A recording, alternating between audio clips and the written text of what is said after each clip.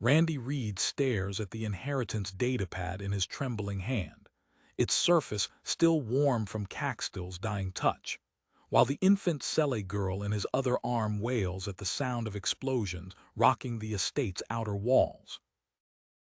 The security feeds show guild forces breaching the perimeter. He has seconds to decide if he'll accept responsibility for both a vast trading empire and this orphaned alien child. You must choose now, friend Randy. Caxton wheezes through scaled lips, his normally vibrant green scales dulled to a sickly gray. The guild's assassins come to claim what is mine, what should be my daughter's.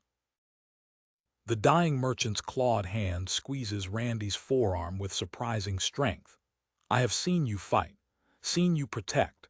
You alone I trust with Vita's life. The medical monitors pulse with increasingly erratic readings. Randy's military training kicks in as he assesses the tactical situation. 3 major trading outposts, 12 merchant vessels, and rights across 17 star systems all about to fall into his lap, along with guardianship of a 6-month-old Sele infant whose mother died in childbirth. The wealth would make him a target. The child would make him a blasphemer in the eyes of traditionalist Sele clans who never permit outsiders to raise their young. Through the armored windows of the new Alexandria Station medical suite, Randy watches guild security shuttles dock at emergency airlocks. Their boarding teams will be heavily armed, determined to eliminate both the infant and any claim to succession that threatens their economic stranglehold on the Outer Rim colonies. The inheritance is DNA locked, Caxton gasps as the monitors begin to flatline. Once accepted, it cannot be undone. Choose quickly, my friend. Randy's mind flashes back to their years together, countless trading missions through dangerous sectors, sharing meals in seedy spaceports, Caxtill's unwavering trust in his security expertise. The merchant had been more than a client. He'd become family. The estate's inner blast doors thunder with the first impacts of breaching charges. Vita squirms in Randy's arm, her scales still soft with infancy. His former Marine training screams at him to run, to avoid inheriting a war with both the Merchants Guild and the traditionalist Sele clans. But as he looks down at the helpless child, he knows he can't abandon her to death or a life as a guild puppet. The datapad glows, awaiting his thumbprint as the medical monitors go silent and Caxtill's hand falls limp. Randy Reed, private security contractor from Earth, faces a choice that will reshape the politics of 17 star systems and challenge the very foundations of Sele society. The next few seconds will determine not just his fate, but the future of an innocent child caught in the crossfire of greed and tradition. Randy's thumb pressed against the datapad's surface. The DNA scanner pulsed blue, then green, confirming the transfer of 17 star systems worth of assets in a fraction of a second. The medical monitor's flat tone marked Caxtill's passing as the first breaching charge detonated against the inner doors. Rest easy, old friend, Randy whispered, securing Vita in a specialized carrier he'd spotted earlier among Caxtill's personal effects.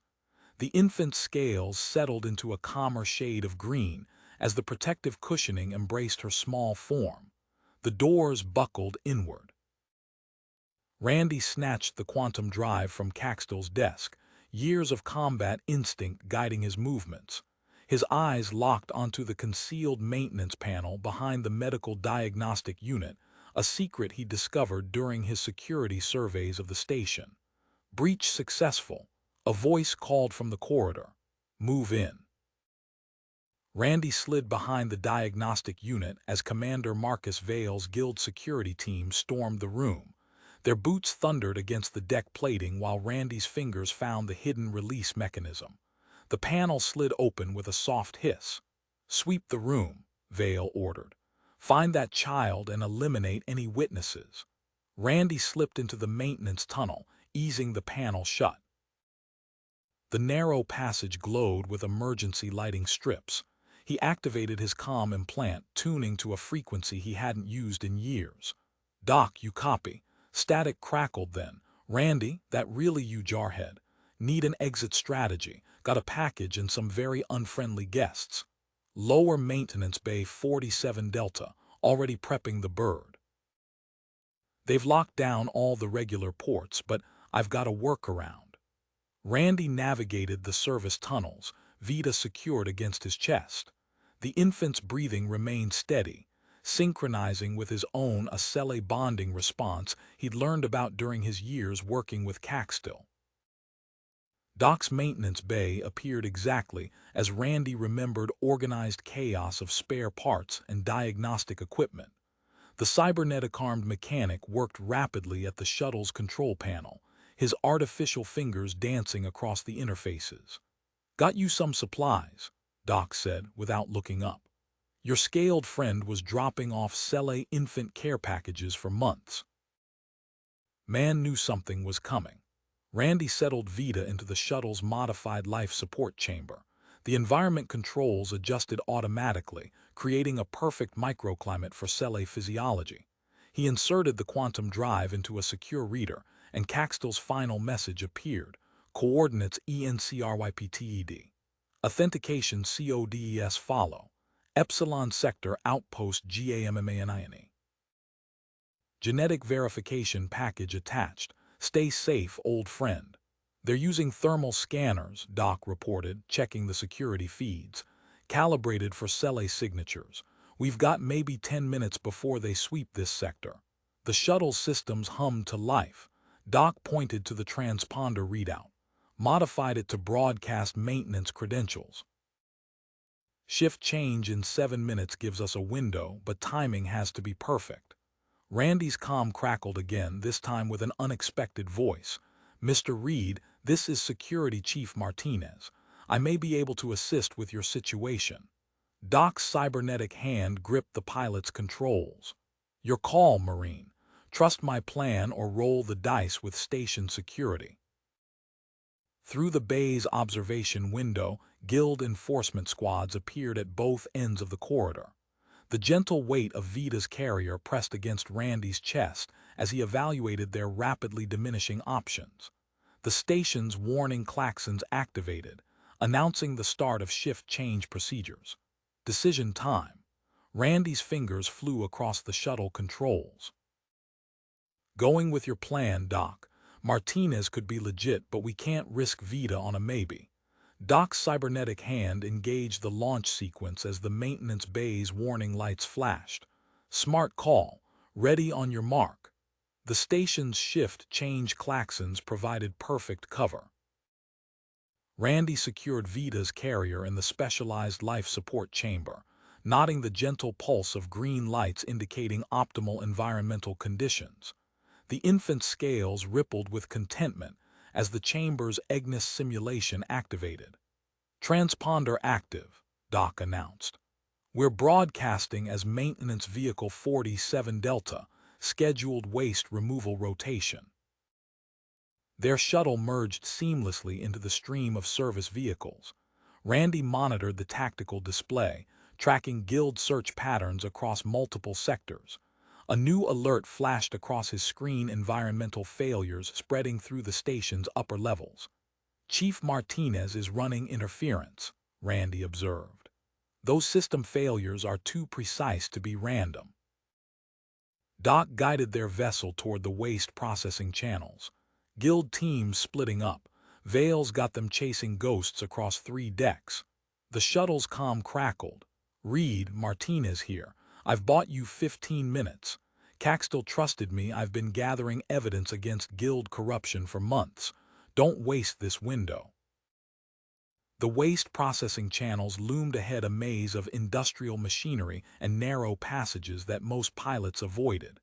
Doc's fingers danced across the controls with surgical precision, threading their shuttle through gaps barely wider than their hull. "Veils caught on," Randy reported, checking the sensor feeds. "Orders coming through to check all maintenance vessels." "Let them try following us through this." Doc banked the shuttle around a massive filtration unit, debris particles scattering across their viewport. Randy accessed the quantum drive, encryption codes revealing a network of trade routes and loyal contacts. Got something cargo pilot named Miller, scheduled for a supply run. Sending encrypted hail now. The response came quickly. Read.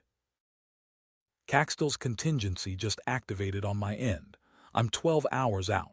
Can rendezvous at coordinates 227 Mark 44 if you clear the station. Warning indicators flashed as the waste processing system began shutting down. Emergency lights strobed through the channel, but the machinery kept running. Martinez again, the comm sputtered. Used safety protocols to block the shutdown.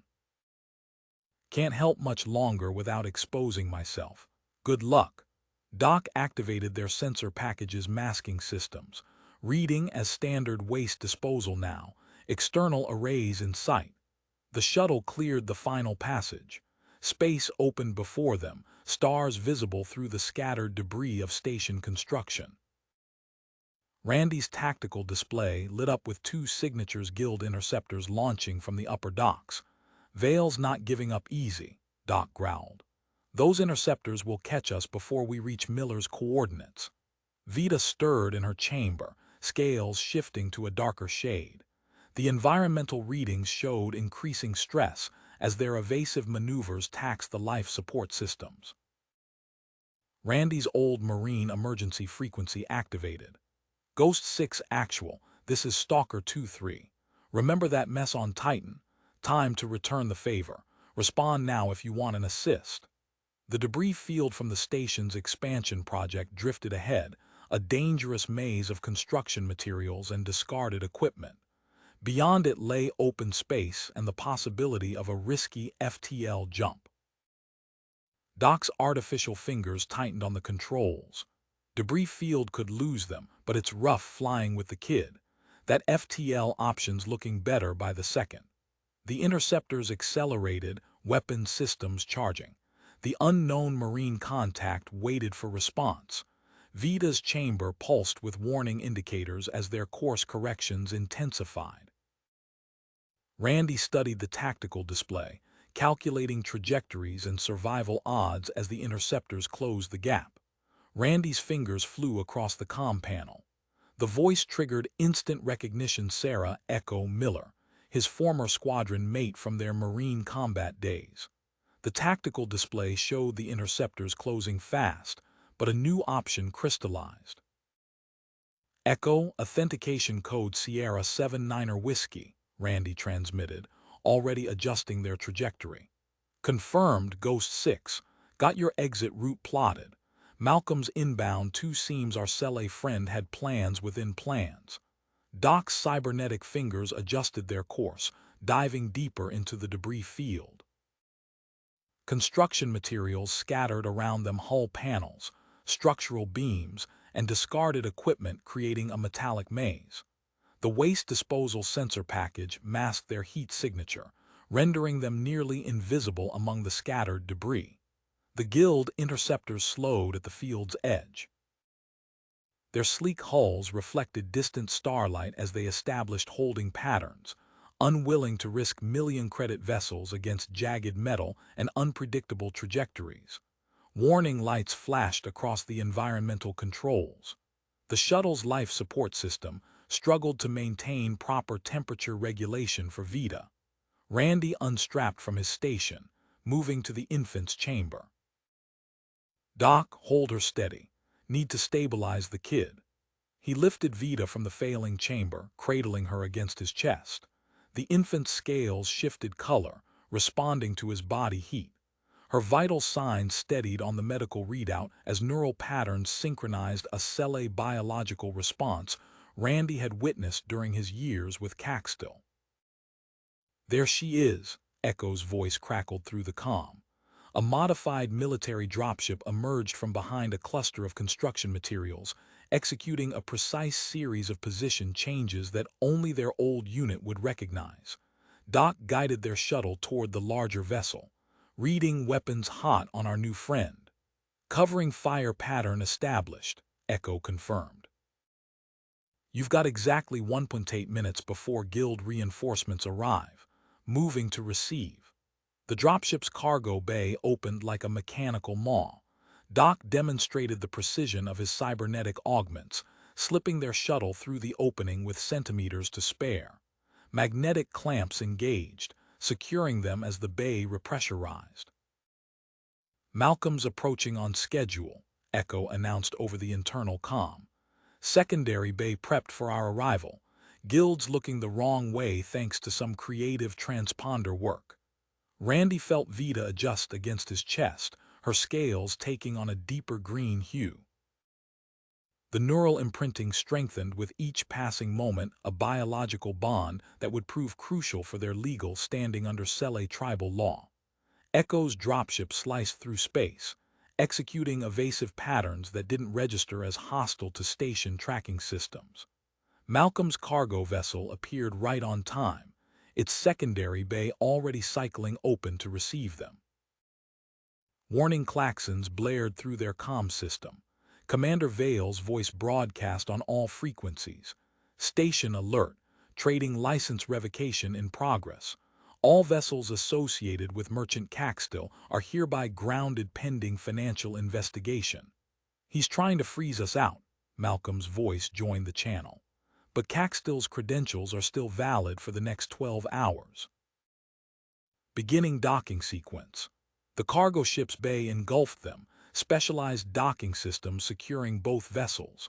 Randy carried Vita through the connecting corridors, her vital signs strong despite the environmental system failure. "Got a secure briefing room ready," Malcolm announced as they entered the cargo ship's main deck. "You'll want to see what's on that quantum drive." Doc's cybernetic hand interfaced with the ship's systems, guild interceptors falling behind.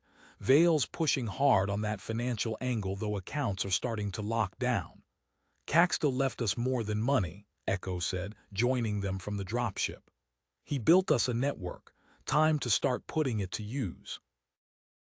The quantum drive's display filled with data as Randy connected it to the briefing room systems. Evidence of guild corruption scrolled past transaction records, surveillance logs, and communication intercepts painting a picture of systemic criminality. Vita stirred against Randy's chest as Malcolm plotted their course to the Epsilon Sector outpost. The neural bond continued strengthening, creating an unbreakable connection that would need formal recognition from a Sele tribal council. "Vale's not our only problem," Echo noted, scanning the data. "These records implicate officials across multiple systems, human and Sele both." The cargo ship's FTL drive engaged, stars stretching into streams of light outside the viewport. They'd escaped immediate danger, but Randy knew their challenges were only beginning. The guild's financial attack had left them resource-limited, forcing them to rely on Caxton's network of loyal traders and allies. Malcolm brought up a secure channel list. "We've got contacts scattered across 17 systems. Most don't even know they're part of this yet." Caxton set up trigger conditions for each one. Randy studied the quantum drive's contents while Vita slept against him, her scales now a peaceful blue. The data revealed layers of conspiracy behind Caxton's death, each piece of evidence a potential weapon against the guild and a potential threat to their survival. Malcolm's ship dropped out of FTL near the Gamma Nebula's refueling station, its purple-tinged gases casting an ethereal glow through the viewport. The Tau Trading Consortium's facility hung against the backdrop like a mechanical star, its refueling arms extended in perpetual welcome. "Vital systems at 60%, Malcolm announced, checking their depleted reserves. "We're cutting it close." Randy monitored Vita's neural patterns as the infant stirred against his chest. Her scales had taken on a concerning grayish tinge. The environmental controls in Malcolm's ship weren't calibrated for Sele physiology, and it showed. "Tau Station, this is trading vessel Hyperion requesting emergency docking," Malcolm transmitted. "Running low on primary fuel cells." A gruff voice responded. "Hyperion, transmit credentials and maintain current vector. You're cleared for Arm 3. Randy connected the quantum drive to a secure terminal, scanning through authorization codes as Malcolm guided them toward the station. The credentials Caxton had left them remained valid, though Randy knew that wouldn't last long. The station's massive docking arm engaged their hull with a series of metallic clanks. A burly man with close-cropped gray hair waited in the airlock. Viktor Petrov, according to his station manager's insignia. Petrov's eyes locked onto Caxtill's trading seal. Haven't seen those credentials in a while. Guild enforcement vessels have been swarming the lanes to Epsilon sector like angry hornets. We noticed, Doc replied, his cybernetic hand interfacing with the station systems to begin fuel transfer protocols. Vita let out a soft chirp, her scales shifting color again. Petrov gestured toward the medical bay. Dr. Torres should take a look at your passenger. She's handled cell physiology before. The medical bay hummed with diagnostic equipment. Doctor. Amanda Torres, a tall woman with sharp features and steady hands, ran a scanner over Vita's form. Temperature gradients off by 2 degrees. She needs mineral supplements, calcium silicon compounds mainly, standard for this development stage. Randy watched as Torres prepared the supplements, explaining the precise requirements for cell infant care. The information matched encrypted files from the quantum drive, confirming Caxtill's thoroughness in planning for Vita's safety. Echo's voice crackled through Randy's comm. Boss, found something interesting in those coordinates. Asteroid fields got a hidden pocket looks like Caxtill's cache. Take the rescue shuttle, Randy instructed. But watch for company. Malcolm, start those sensor modifications. Make us look like we're hauling ore. Doc's artificial fingers flew across engineering controls, initiating deep scans of both vessels. Picking up quantum signatures. Microscopic. They tagged us during the escape. Petrov burst into the medical bay, face tight with controlled anger. Found a rat in communications. Tried to signal your location to guild channels. Hayes is leading the response force, 3 heavy enforcers, 6 hours out. Torres administered the last of Vita's supplements. The infant scales brightened to a healthy green as Randy processed the new threat. Hayes, the architect of guild expansion, known for dismantling independent trade operations with surgical precision. How long to complete refueling? Randy asked, already calculating options. 4 hours minimum, Malcolm replied through the comm. Doc's found 6 quantum trackers so far. There could be more. Petrov checked his station feeds. I can stall Hayes with documentation requirements. Military-grade vessels need special clearance in nebula conditions. Might buy you 2 extra hours. Randy studied the quantum drive's display, focusing on a new set of coordinates. Caxtill had established a secondary trading post in the neighboring sector, a perfect decoy location. The asteroid field loomed in the rescue shuttle's viewport as Echo transmitted. Cash secured. Physical currency, trade goods, and data crystals. Plus something interesting, modified transponder arrays. Doc's voice carried tired satisfaction. Found the last tracker. 14 total. Ready to neutralize on your mark. Randy felt Vita's neural patterns synchronize with his own as he formulated their next move. The asteroid field's natural interference could mask their signature long enough to implement the necessary deceptions. Malcolm, prepare multiple encrypted trading manifests. Echo, get those transponder arrays ready for distribution. Doc, coordinate with station engineering. We need to mask our drive signature the moment those trackers go dark. Petrov checked his security feeds. Hayes just transmitted his approach vector. Time to decide which way you're running. The quantum drive pulsed with new data as Randy accessed another encrypted sector, revealing more of Caxtill's contingency plans. The pieces were there, they just had to arrange them correctly. Randy accessed another layer of encrypted data on the quantum drive when Doc's voice cut through his concentration. Found something interesting in the waste processing system. 3 more quantum beacons, cleverly masked, different signature than the others. Don't destroy them, Randy said, an idea forming. Get them extracted intact. Vita chirped softly against his chest, her scales shifting to a pale green. The neural bond transmitted a subtle discomfort the station's environmental controls weren't quite meeting her needs. Viktor Petrov approached with 3 automated cargo pods, his expression grim. "These are yours if you need them. Basic navigation and life support only." Doc's cybernetic hands delicately extracted the quantum beacons from the waste system. The devices pulsed with an almost imperceptible blue glow, broadcasting their location to guild tracking systems. The station's alert system chimed. A lone figure entered through the secondary airlock, moving with practiced efficiency. Randy tensed until Malcolm's voice crackled through the comm. "It's Michael, my brother. He's one of ours."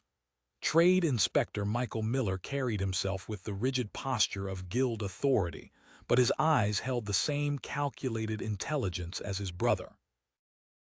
He produced a case of specialized medical supplies from beneath his uniform jacket. "Hayes deployed the 7th Enforcement Division," Michael reported, handing thermal regulation patches to Randy. "They're spreading through 3 sectors. These will help stabilize her temperature." Randy applied a patch to Vita's scales. The infant's discomfort eased as the specialized Cele medical technology regulated her thermal gradient. "Echo," Randy transmitted. "Take the rescue shuttle to the secondary outpost. Make it obvious." "Copy that," Echo replied. "Loading false manifests now." Doc and Malcolm worked with mechanical precision, attaching the quantum beacons to Petrov's cargo pods. Each pod's navigation system accepted a different flight path through the sector. Dr. Torres entered the bay, medical scanner active. Her first transition is starting early. The thermal variations in her scales indicate accelerated development. Randy felt the change through their neural link subtle shifts in Vita's biological patterns that shouldn't have begun for several more days. "Launching decoys," Malcolm announced. The cargo pods detached from the station, each broadcasting data that mimicked a vessel carrying a Cele infant. Michael's comm unit buzzed. "Hayes is ahead of schedule. 3 heavy enforcers 20 minutes out. I need to join the search teams." Malcolm's cargo vessel transformed under Doc's modifications. External plating shifted to match common mining configurations, while internal systems powered down to minimal levels. The asteroid field loomed before them, dense with mineral deposits. They drifted into the natural cover as guild vessels appeared on long-range sensors. Randy constructed a nesting chamber in the cargo hold using thermal materials from Caxtill's cache. The makeshift environment would help maintain Vita's temperature with minimal power usage, but her accelerating transition complicated matters. Vita's scales flickered between colors, struggling to regulate temperature. The neural bond transmitted increasing distress as her biological changes intensified. "Guild teams are deploying quantum resonance scanners," Michael's encrypted transmission arrived. "They'll detect Cele biological signatures through the asteroid interference." 12-hour search pattern plotted. The quantum drive displayed coordinates for an abandoned mining facility deeper in the field. The location offered full power capabilities, but reaching it required navigating a treacherous path through the densest concentration of asteroids. Randy monitored Vita's vital signs as they deteriorated. Her scales had taken on an alarming gray tinge. The minimal life support systems weren't providing sufficient atmospheric control for her transition. "Doc, plot a course to these coordinates," Randy transmitted, sharing the mining facility's location. "Malcolm, we need options for reaching it without full power." Vita convulsed in the nesting chamber, her scales rapidly cycling through colors. The neural bond flooded with biological urgency. Her transition wouldn't wait for optimal conditions. Guild enforcement vessels methodically entered the asteroid field, their quantum resonance scanners probing through layers of natural interference. The systematic search pattern would reach their position within hours. "Multiple contacts moving on projected vectors," Doc reported, his cybernetic systems tracking guild movements. The resonance scanners have a 3-kilometer effective range. Randy studied the navigational display as Vita's condition continued to decline. The mining facility offered safety and the full power they needed, but every minute of powered flight increased their risk of detection. The guild's search pattern tightened around them like a closing net. Randy checked Vita's vital signs one final time before making his decision. "We're moving to the mining facility. Malcolm, plot a minimal power course through the field." Malcolm's fingers danced across the navigation controls.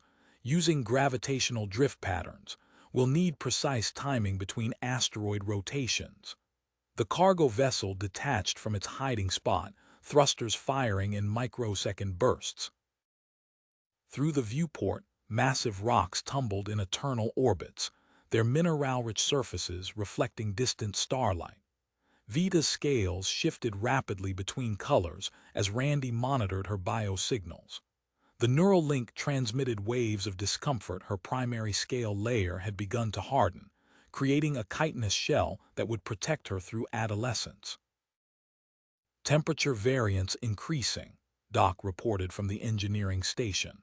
"Humidity levels critical for proper scale formation." The ship threaded between two asteroids, riding their gravitational wake. Malcolm kept power usage to absolute minimum, letting natural forces guide their trajectory whenever possible. Randy's comm crackled with an encrypted signal. Michael Miller's voice emerged through layers of security protocols. Guilds narrowed their search pattern. "They're using statistical models to predict your most likely course. 30% of the field already cleared." A proximity alert flashed as a guild scanner probe passed within 5 kilometers of their position. The crew held their breath, but the probe's sweep pattern continued past them, its sensors confused by the dense mineral deposits surrounding their vessel. "Mining facility ahead," Malcolm announced after 40 minutes of precise maneuvering. "Automated systems still active." The facility emerged from behind a massive nickel-iron asteroid, a collection of interconnected modules anchored to the rock's surface. Maintenance drones moved along its exterior, repairing micrometeorite damage with methodical precision. Doc and Echo secured their approach vector, while Malcolm interfaced with the facility's ancient control systems.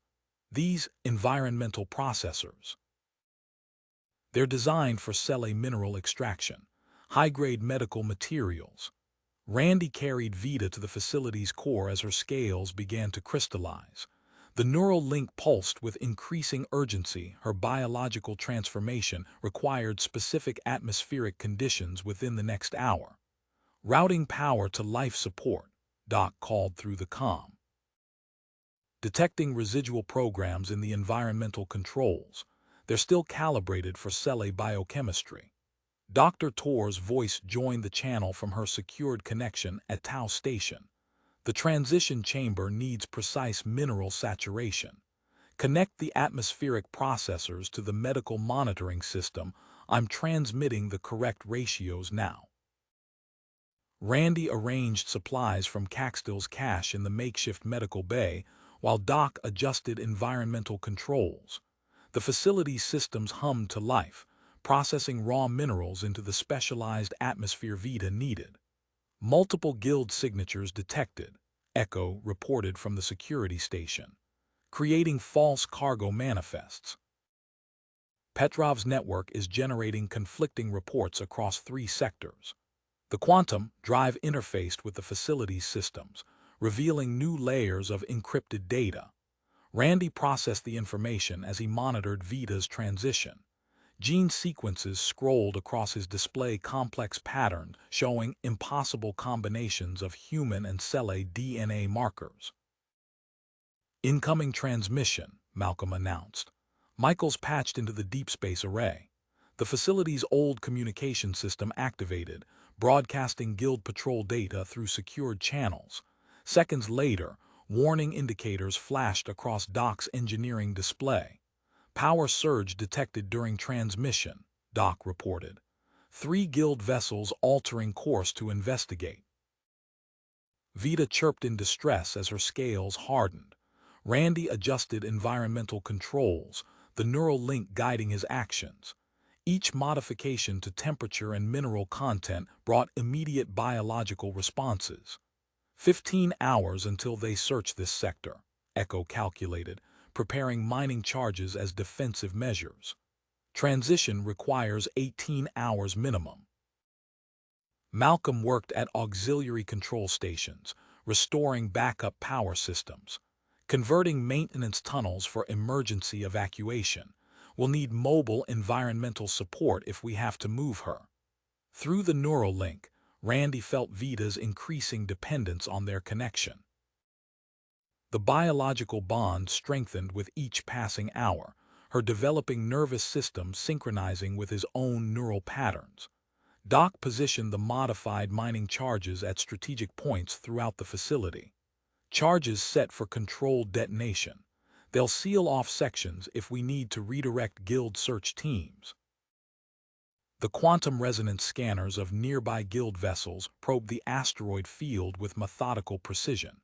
In the medical bay, Randy adjusted another environmental control as Vita's scales continued their transformation. The next 15 hours would test the limits of their preparation and resources. Above them, through layers of rock and metal, guild ships moved ever closer to their position.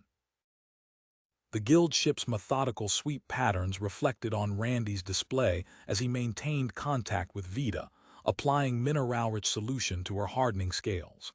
The infant chirped softly, her neural patterns pulsing through their connection with increasing intensity. Guild patrol vessel approaching on Vector 347, Echo announced from the security station. Standard sweep pattern. Doc's fingers moved across engineering controls, activating the modified mining charges. Defensive grid online, configured to generate false readings on their scanners. Michael's encrypted transmission cut through the facility's communications. Hayes deployed biothermal tracking drones. They're designed to isolate specific genetic signatures. You have maybe 10 hours before they reach your sector. Malcolm accessed the facility's ancient database, his eyes widening at the discovery. This wasn't just a mining operation. These storage units contained preserved cell tissue samples. It was a research station. Can we use them? Randy asked, adjusting Vita's position as her scales shifted color. Doc interfaced with the environmental controls. Dispersing trace amounts through ventilation should create enough biological noise to confuse their tracking systems. The facility's old computer systems revealed decades of classified research data. Randy studied the scrolling information while maintaining physical contact with Vita. There's detailed documentation here about cell-human biological compatibility, including transition care protocols. A series of automated mining drones launched from scattered points across the asteroid field, their heat signatures matching spacecraft profiles. Echo tracked their movements. Petrov's network is operational. Guild vessels are splitting up to investigate. The ancient generators groaned under the strain of maintaining precise environmental conditions. Warning indicators flashed across Dock Station. Power grids showing stress fractures. These systems weren't meant to run at full capacity after sitting idle so long. Patching in backup power from the ships, Malcolm reported, connecting auxiliary generators. Have to monitor output levels or will light up their sensors. Vita's scales crystallized in spreading patterns, requiring constant moisture application. Through their neural link, Randy felt each subtle shift in her biological processes. The facility's database provided exact environmental specifications, which he adjusted every 30 minutes. Echo's monitoring systems intercepted new guild communications. Hayes is contacting the Sele High Council. He's trying to claim custody rights under their traditional laws. The biological markers from our neural bond supersede those restrictions, Randy said, studying the ancient Sele legal protocols displayed in the database. Their own laws protect established Guardian connections during transition periods. Malcolm's sensor display highlighted unusual asteroid movement patterns. They're establishing checkpoints, funneling all traffic into controlled zones. Running scenarios through tactical systems, Doc reported, his cybernetic processors analyzing escape routes. Highest survival probability requires 12 additional hours for transition completion. Guild drones arrive in 10. Randy maintained his position beside Vita as the team converted nearby sections into defensive positions. The infant scales had developed a crystalline sheen, indicating the final phase of transformation had begun. Breaking physical contact now could cause permanent damage to her developing nervous system. The quantum drive's secure storage revealed one final encrypted file from Caxton detailed schematics of guild vessel vulnerabilities and security override codes. The information represented years of covert intelligence gathering. This could give us the advantage we need, Malcolm said, studying the tactical data. But using it would expose Caxton's entire network. Through the facility's viewport, Guild patrol ships moved in precise patterns through the asteroid field. Their biothermal tracking drones would arrive soon, hunting for Vita's unique genetic signature. The ancient generators continued their labored rhythm, maintaining the delicate balance of temperature and mineral saturation that her transition required. Randy monitored her vital signs as the final phase progressed. The neural link transmitted waves of biological data, complex patterns of development that matched the research station's archived studies of cell-human genetic compatibility. Each passing hour brought them closer to both completion and discovery. Linking primary and secondary power grids, Doc announced, his fingers moving across engineering controls. Routing ships' auxiliary power through stabilized channels. Randy adjusted the atmospheric processors as Vita's scales pulsed with bioluminescent patterns. The neural link transmitted waves of cellular activity, her biological systems accelerating through the transition's critical phase. A new alert flashed across Echo's security display. Guild corvette entering Sector 4. Captain identified as Lieutenant Commander Sarah Voss. Voss is a xenobiological tracking specialist. Michael's voice crackled through their encrypted channel. Her detection systems will cut through basic countermeasures. The first wave of biothermal drones emerged from the corvette's launch tubes, their sensors already probing the asteroid field. Doc's dispersed cell tissue samples created multiple detection points, but Voss's algorithms began eliminating the false signatures systematically. An encrypted transmission penetrated their communications array, displaying credentials that hadn't been active in decades. An elderly man's face appeared on Randy's screen, his eyes sharp despite his advanced age. Dr. James Harrison, former lead researcher. Your neural link readings match our original compatibility studies. Access code the Tannen-7 activates the facility's defense network. Harrison's code unlocked hidden systems throughout the facility. Maintenance panels slid aside, revealing automated defense turrets and sensor scramblers disguised as mining equipment. Echo integrated the surveillance feeds into her security grid, revealing guild movements across the sector. 4-2-minute gap in their search pattern, she reported, marking the window for potential extraction.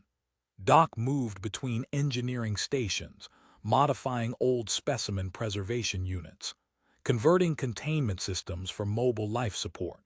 6 were power capacity at current environmental specifications.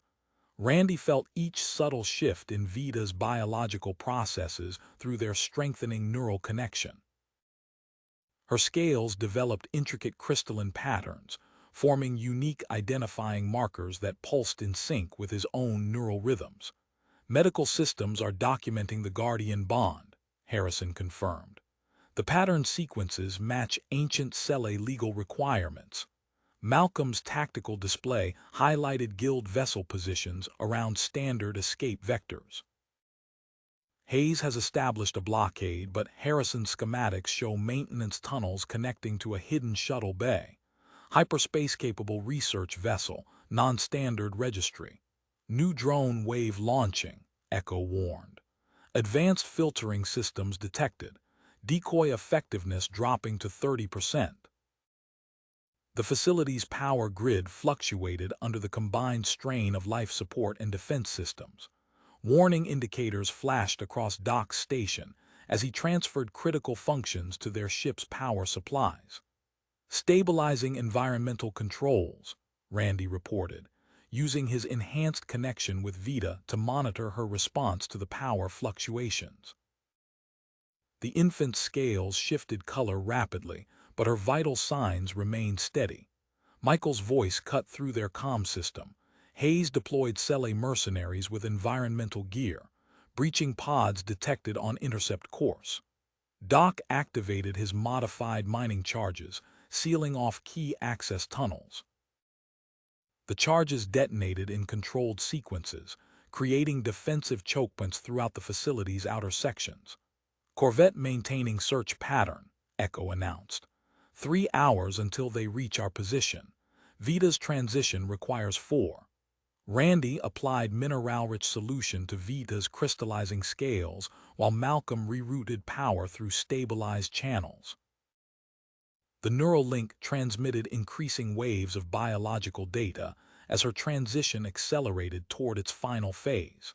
Harrison's surveillance network tracked mercenary movements through the surrounding asteroid belt. Armed figures in environmental suits moved through the vacuum, using magnetic grapples to navigate between rocks. Power grids showing critical stress fractures, Doc reported. Beginning emergency transfer to ship systems. Prepare for temporary environmental fluctuations. Randy strengthened his physical contact with Vita as the first power transfer began. Through their neural connection, he sensed her immediate biological responses, adjusting his own neural patterns to help stabilize her transition process. The facility's ancient generators groaned as systems shifted to ship power. Above them, Voss's Corvette continued its methodical sweep, its improved tracking drones eliminating false signatures one by one. Time compressed around them as they raced to complete Vita's transition before the Guild forces reached their position. Malcolm accessed the mothballed research vessel's systems remotely, beginning pre-launch sequences through encrypted channels. The old ship's power core hummed to life, hidden within the connected asteroid's emergency shuttle bay. Randy maintained his focus on Vita's increasingly rapid transformation, feeling each cellular change through their strengthening biological bond. Warning indicators flashed red across every display as the facility's power grid entered terminal decline. Randy felt Vita's scales pulse with heightened activity through their neural link, her transition accelerating despite the deteriorating conditions. Main generator failing, Doc announced, his hands flying across multiple control panels. Backup systems at 17%. A deep rumble shook the station as the first Guild breaching pods impacted the outer hull. Echo's security feeds showed armored figures emerging from the pods, their environmental suits marked with Sele mercenary insignias. Harrison's research vessel is online, Malcolm reported, transmitting activation codes to the hidden docking bay. Environmental systems engaging. Randy lifted Vita carefully, maintaining physical contact as they moved toward the concealed maintenance shaft. The infant's crystalline scales reflected emergency lighting in iridescent patterns that matched his own neural signature. Mercenaries breaching level 3, Echo warned, her displays tracking multiple hostile signals. Voss's Corvette launching final drone wave. Doc's modified charges detonated in precise sequence, collapsing key access tunnels behind them as they retreated. The controlled explosions resonated through the station's superstructure, each blast timed to seal off pursuit routes while preserving their escape path. They emerged into a hidden docking bay where an elegant vessel waited, its hull design incorporating both human and cell engineering aesthetics. Project Bridger, Harrison's voice crackled through their comms. First and only successful hybrid tech research ship. Malcolm and Echo rapidly transferred critical equipment while Doc interfaced with the vessel's systems. The ship's internal environment shifted, atmospheric processors automatically adjusting to optimal conditions for Vita's transition state. Randy placed Vita in a specialized chamber lined with bioelectric field generators. The technology maintained their neural connection even without direct physical contact, allowing him to monitor her vital signs while remaining mobile. Hayes is deploying shield-penetrating ordnance. Michael's transmission cut through interference. Corvette moving into firing position. The facility's remaining systems overloaded in cascading waves as Doc triggered emergency protocols. Power surges created electromagnetic chaos that masked their launch signature as Echo guided Project Bridger through the concealed docking tube. Multiple guild vessels converging, Malcolm reported from Tactical, detecting experimental weapons lock. The hybrid ship's engines engaged with minimal energy output, its unique propulsion system barely registering on standard scanners.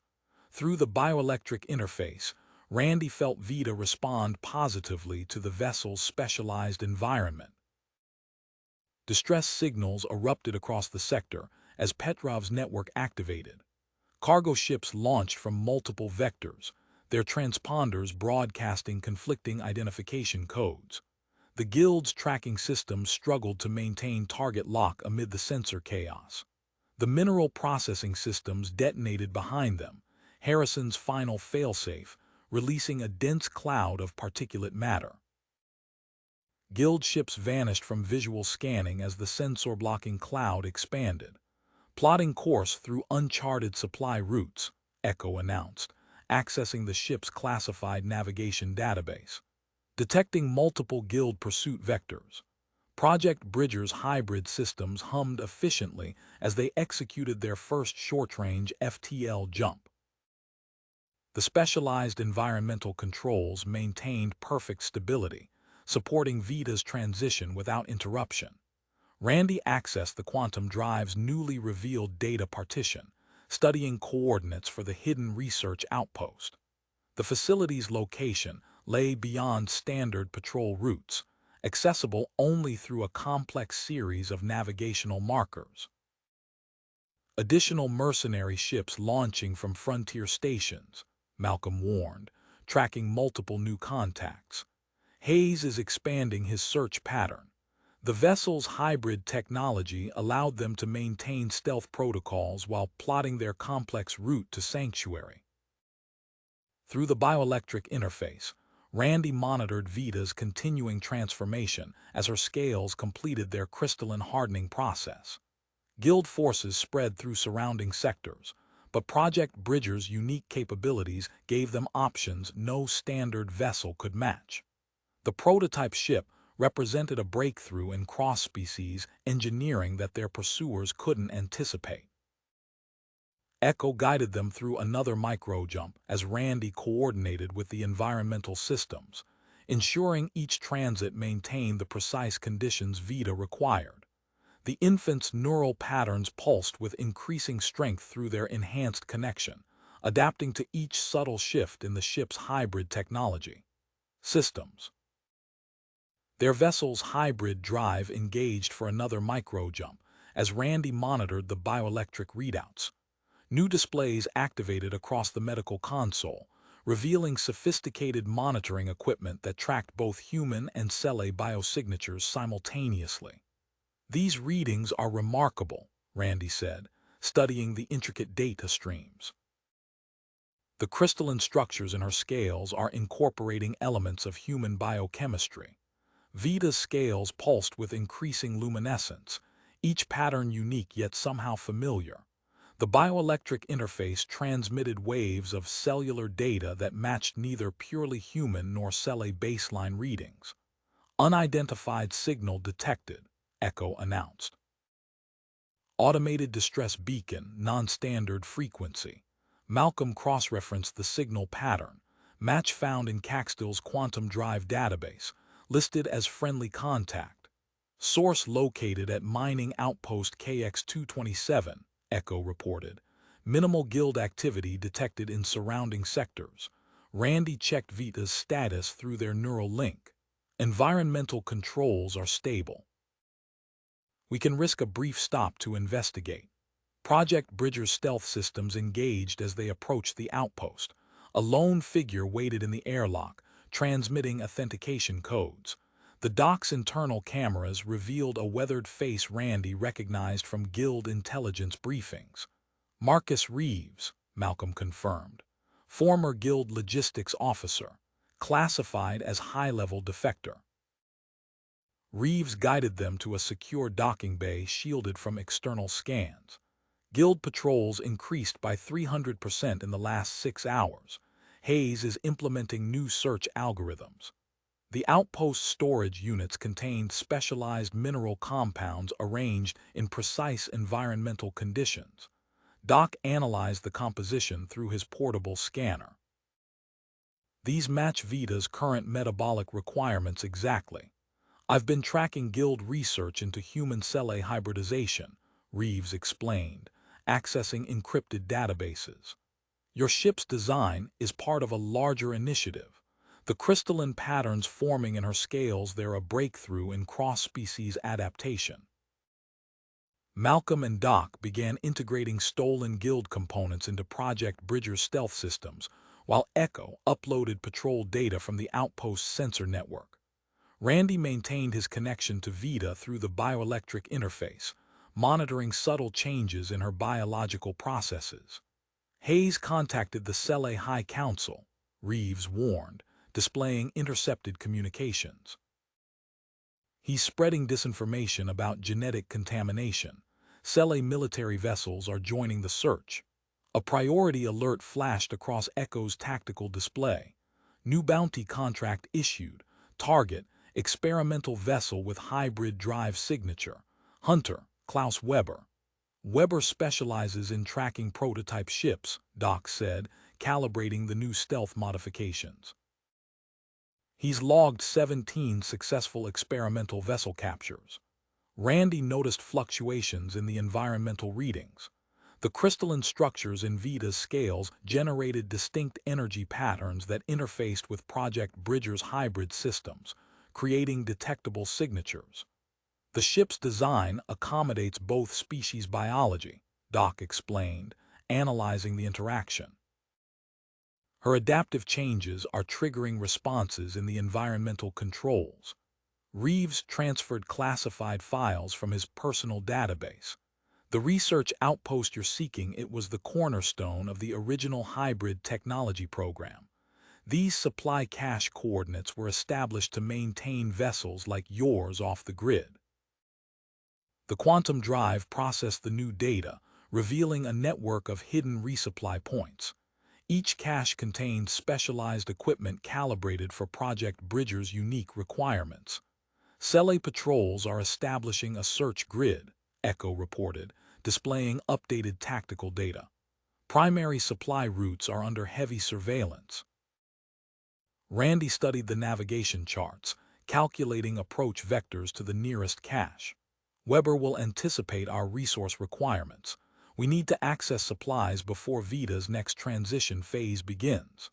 Project Bridger's hybrid drive hummed as they prepared to depart. Reeves transmitted final data packets containing Guild pursuit strategies and patrol schedules. The outpost sensor scramblers masked their launch signature as they activated the upgraded stealth systems. Multiple Cele vessels detected on long-range scans, Malcolm announced. Guild forces implementing systematic search patterns from our last known coordinates. Randy monitored Vita's biosignatures through their neural link. The completed scale transition provided temporary stability, but new changes were already beginning at the cellular level. Their window for reaching the hidden research outpost narrowed with each passing hour. Echo plotted a course through sensor shadows and gravitational interference zones. Project Bridger's hybrid systems adjusted automatically to maintain optimal environmental conditions as they prepared for their next series of precision jumps through increasingly hostile space. Echo's sensor array pulsed with an unexpected alert. Unknown vessel detected. Energy signature matches Project Bridger's hybrid systems.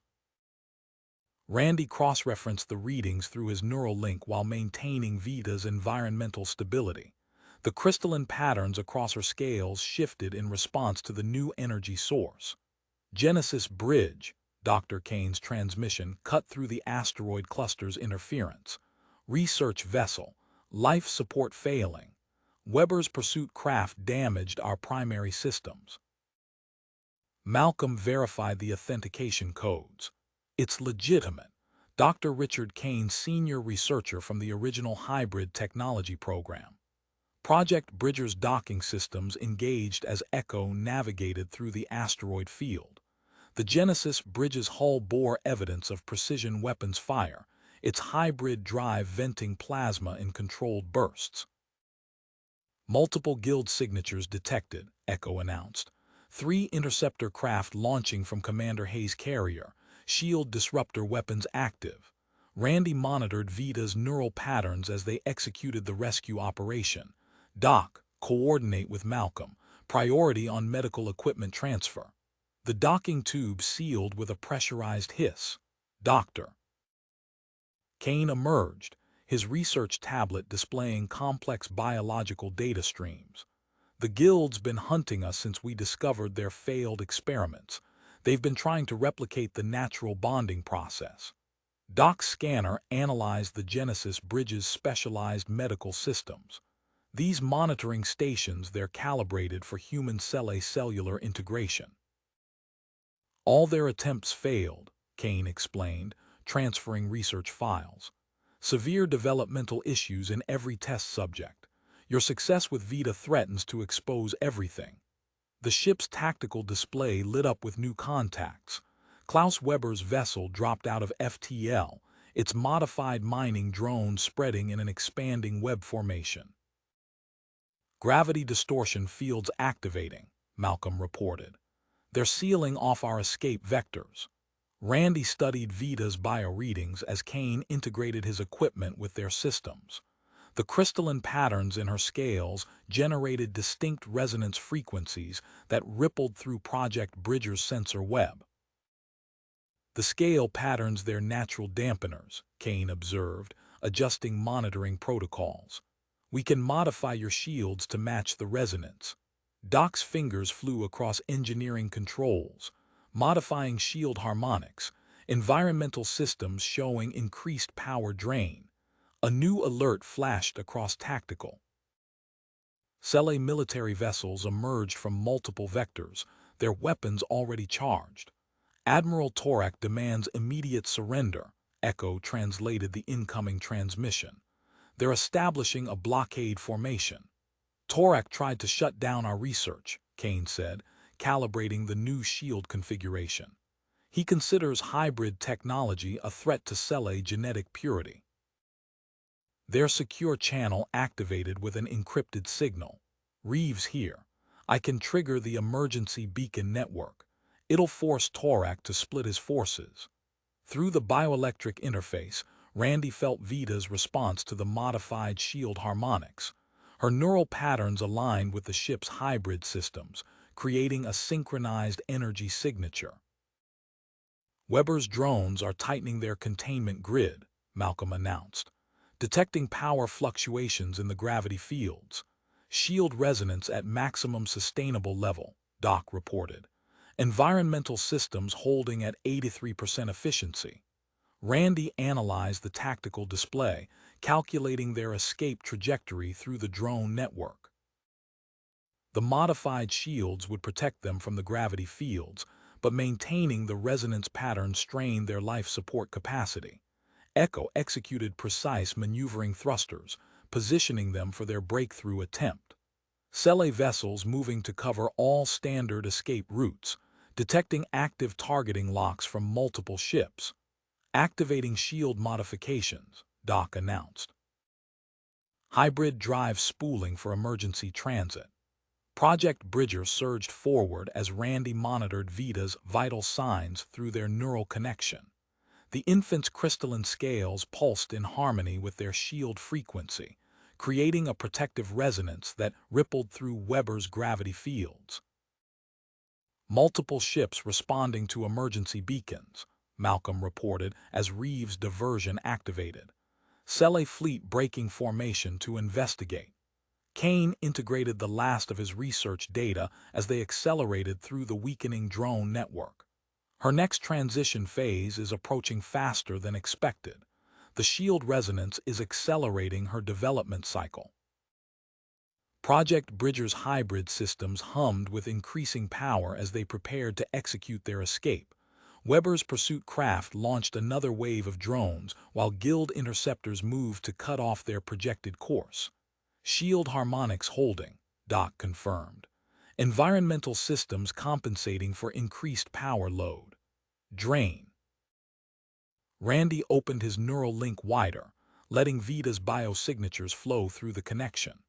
The crystalline patterns across her scales shifted in response to his heightened awareness, generating waves of subtle resonance that rippled through Project Bridger's sensor web. The mineral composition in these asteroids, Kane said, analyzing the readings on his research tablet. It's creating constructive interference with her scale patterns. We can use this. Doc's fingers flew across the engineering console, integrating the salvaged components from Genesis Bridge. Hybrid system synchronization at 60%, beginning shield modulation sequence. The tactical display lit up as Weber's new pursuit drones deployed, their biopattern recognition systems scanning for Randy and Vita's unique connection signature. Malcolm adjusted their power distribution, routing excess energy through redundant systems to mask their biological footprint. Cele warships establishing firing positions, Echo reported. Admiral Torak's flagship targeting asteroid field segment 7. The first plasma barrage struck 300 meters to starboard, superheating mineral deposits into expanding clouds of ionized gas. Echo executed a precise lateral burn, using the debris field for cover as they pushed toward the radiation belt coordinates. Guild reinforcements dropping out of FTL, Malcolm announced. Senior scientist Nash's vessels detected, bio-tracking arrays active. Kane integrated the last essential medical equipment from Genesis Bridge, his expression tightening as he studied Vita's latest readings. Her transition is accelerating. These bioluminescent pulses, they're synchronized with your cardiovascular rhythm, Randy. Through their neural link, Randy felt each pulse of light rippling through Vita's scales. The infant's energy patterns merged with Project Bridger's hybrid systems, creating a natural damping field that interfered with incoming targeting locks. Nash's search grid will cut off our approach vector in 17 minutes, Echo calculated, maneuvering through a narrow gap between two massive asteroids. Doc monitored their modified shield configuration. Power reserves at 62%. Environmental systems maintaining stability, but radiation belt navigation will strain our capacity. Weber's enhanced drones pressed closer, their biopattern scanners probing for traces of Vita's unique signature. Malcolm coordinated with Echo, timing their momentum burns to match the natural drift of surrounding debris. Routing power through tertiary buffers, Doc reported, masking our biosignatures but shield strength reduced to 40%. Another plasma barrage from Torak's warships vaporized a cluster of asteroids ahead. Echo adjusted their trajectory, using the expanding gases to obscure their position from Nash's approaching biotech scanners. 8 minutes until search grid completion, Malcolm warned. Nash's vessels deploying additional sensor arrays. Kane calibrated their hybrid systems for radiation belt conditions, his fingers moving with practiced efficiency across the medical controls.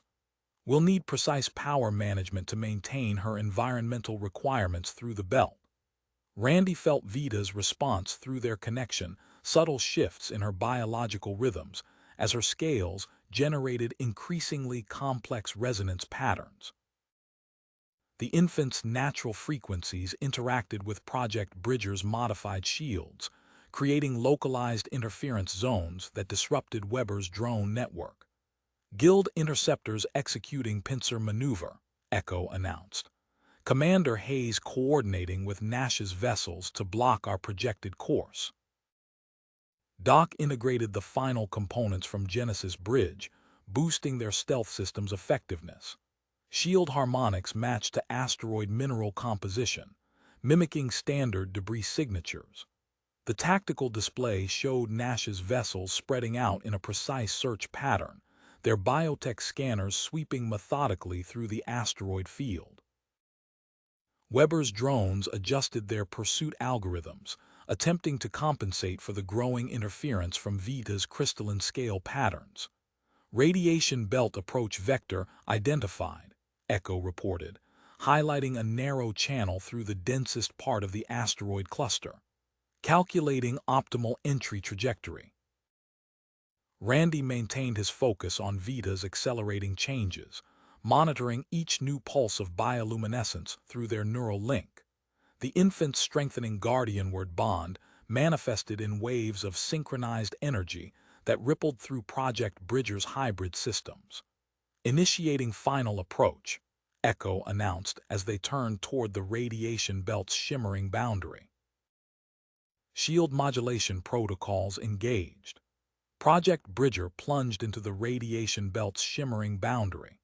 The modified shields flared as the first waves of intense radiation washed over them, their resonance patterns automatically adjusting to match Vita's crystalline scale frequencies. Radiation levels at 8,000 rems and climbing, Doc announced, his fingers dancing across engineering controls. Shield harmonics holding at optimal efficiency. Through their neural link, Randy detected subtle changes in Vita's energy absorption patterns. Her scales pulsed with increasing brightness, each flash synchronized to the radiation waves bombarding their shields. Pursuing vessels maintaining safe distance, Malcolm reported. Weber's drones attempting to establish tracking grid outside the belt. Kane studied his medical readouts with growing intensity. These absorption rates. Her transition is accelerating. The radiation exposure is catalyzing her development cycle. A proximity alert flashed across Echo's navigation display. Research probe detected. Designation Pathfinder 7. Markings match original hybrid program specifications. That probe contains critical supplies, Kane said, verifying its authentication codes. Medical equipment specifically calibrated for hybrid development cases. Echo adjusted their trajectory, bringing them alongside the automated probe. Project Bridger's specialized docking arms extended, carefully maneuvering through the radioactive environment. Power reserves at 58%, Doc warned, implementing rolling shutdowns of non-essential systems. Randy felt Vita's response through their connection as her scales began processing the absorbed radiation. The energy conversion created intricate interference patterns that rippled through their sensor profile. Nash's sensor buoys deploying, Malcolm announced. Detection grid covering all standard exit vectors. The ship shuddered as graviton torpedoes detonated nearby, Thorax warships attempting to restrict their movement options. Echo executed precise course corrections, threading their way through the resulting distortion fields. Encrypted transmission incoming, Echo reported. Source, Michael Miller. The message scrolled across their tactical display. Guild recovery teams en route to outpost coordinates. Hayes extracted location from Genesis Bridge flight data. Kane accessed a secured console, inputting override commands. There's an emergency protocol. We can activate the outpost's automated defenses remotely. The signal broadcast would reveal our position, Malcolm cautioned, analyzing the protocol specifications. Randy monitored Vita's accelerating changes through their neural interface. Her enhanced energy processing began feeding power back into their struggling systems, creating a symbiotic loop between infant and vessel. Multiple cargo pods detected, Echo announced. Reeves mining operation providing coverage. Pods programmed to simulate our energy signature. Doc adjusted their power distribution. Environmental systems at 6 to 2%. Vita's energy conversion is helping stabilize our grid. The radiation belt's intense fields interfered with their neural interface systems, requiring constant recalibration. Randy focused on maintaining his connection with Vita, using their strengthened bond to anticipate shifts in her absorption rates. Nash's algorithms are adapting, Malcolm reported, tracking the guild's sensor responses. Beginning to filter our decoy signatures. Kane integrated the retrieved probe's medical supplies into their systems. Her transition is progressing too rapidly. We need the outpost's facilities within the next 6 hours. Through the radioactive haze ahead, Echo identified a narrow corridor between overlapping gravitational distortions. Their path forward grew increasingly complex as Thorax forces continued saturating the area with long-range fire. Shield harmonics fluctuating, Doc announced. Radiation exposure affecting environmental stability. Randy sensed Vita's growing distress through their connection. Her accelerated development strained against the limits of their adapted life support systems. While her energy processing helped power their defenses, the intense radiation began impacting the delicate balance required for her transition. Additional sensor buoys launching, Malcolm warned. Nash is tightening his detection grid. Kane studied the outpost defense protocols. The activation signal would trigger automated countermeasures against guild recovery teams. But we'd need to drop our interference pattern to broadcast it. Echo calculated multiple course options through the radiation belt's hazardous channels. Each path balanced their need to maintain stealth against the growing urgency of reaching proper medical facilities for Vita's transition. The ship's hybrid systems hummed with increasing strain as they pushed deeper into the radioactive maze. Time was running out to make their choice: risk immediate detection to secure their sanctuary, or continue evading pursuit with Vita's condition growing more critical by the minute. "We need to execute now," Kane announced, his eyes fixed on Vita's readings. "Her transition has reached critical phase. Echo, plot us an exit vector." Randy felt Vita's energy signature pulse through their neural link as Echo guided Project Bridger toward a calculated gap between Nash's sensor buoys. The radiation coating their hull provided natural camouflage, obscuring their emergence from the belt's protective shroud. "Routing Vita's absorbed energy to propulsion systems," Doc reported, his fingers dancing across the engineering console. The ship surged forward as the infant's processed radiation fed directly into their drive systems. Project Bridger burst from the radiation belt's edge, the sudden acceleration carrying them past the first line of guild vessels before their tracking systems could acquire a lock. Nash's ships scattered, adjusting their formation to compensate for the unexpected maneuver. "New sensor type detected," Malcolm announced. "Biological resonance scanners, they're tracking our Guardianward bond signature." Kane studied the incoming data. "Those are from the failed human cell experiments. The radiation interference is limiting their range, but they'll adapt." The tactical display updated as Commander Hayes' vessels moved to establish a predictive search grid. Their positioning indicated knowledge of potential outpost locations. "Incoming transmission, encrypted channel," Echo reported. "Authentication code matches Captain Lauren of the Star Trader." The message arrived with detailed jump coordinates. Project Bridger's sensors tracked as Lawrence's vessel executed a series of rapid hyperspace transitions, creating sensor ghosts that confused the guild tracking systems. "There," Kane indicated a massive comet on their navigation display. Lawrence leading us to a supply depot. We can replenish our resources. Echo guided them into the comet's hollowed interior as Lawrence's distraction kept the guild forces occupied. The cavernous space housed stockpiles of specialized equipment and medical supplies. Beginning integration of salvaged components, Doc announced as they docked. Malcolm assisted him in upgrading their life support systems, enhancing their ability to maintain Vita's specialized atmosphere. Randy monitored the infant's status through their connection, while Kane analyzed data from the quantum drive. The outpost's defense grid requires specific hybrid signatures, Kane explained. I need to recalibrate our identification protocols. Multiple vessels approaching, Malcolm warned. Weber's ship detected through analysis of local asteroid paths. Kane grabbed the last of the data crystals containing Caxtill's research. These provide evidence of guild corruption. We need to move. They launched from the depot as Weber's forces closed in. Project Bridger's enhanced system strained under the demands of maintaining Vita's rapidly evolving biology while executing evasive maneuvers. New satellite network detected, Echo reported. They're broadcasting electromagnetic disruption signals. Doc adjusted their power distribution, avoiding disruption fields, but Vita's energy absorption is affecting shield harmonics in unexpected ways. Through their neural link, Randy felt each shift in Vita's crystalline scale patterns. The infant's processing of radiation and human biochemistry created unique energy signatures that Kane documented for future reference.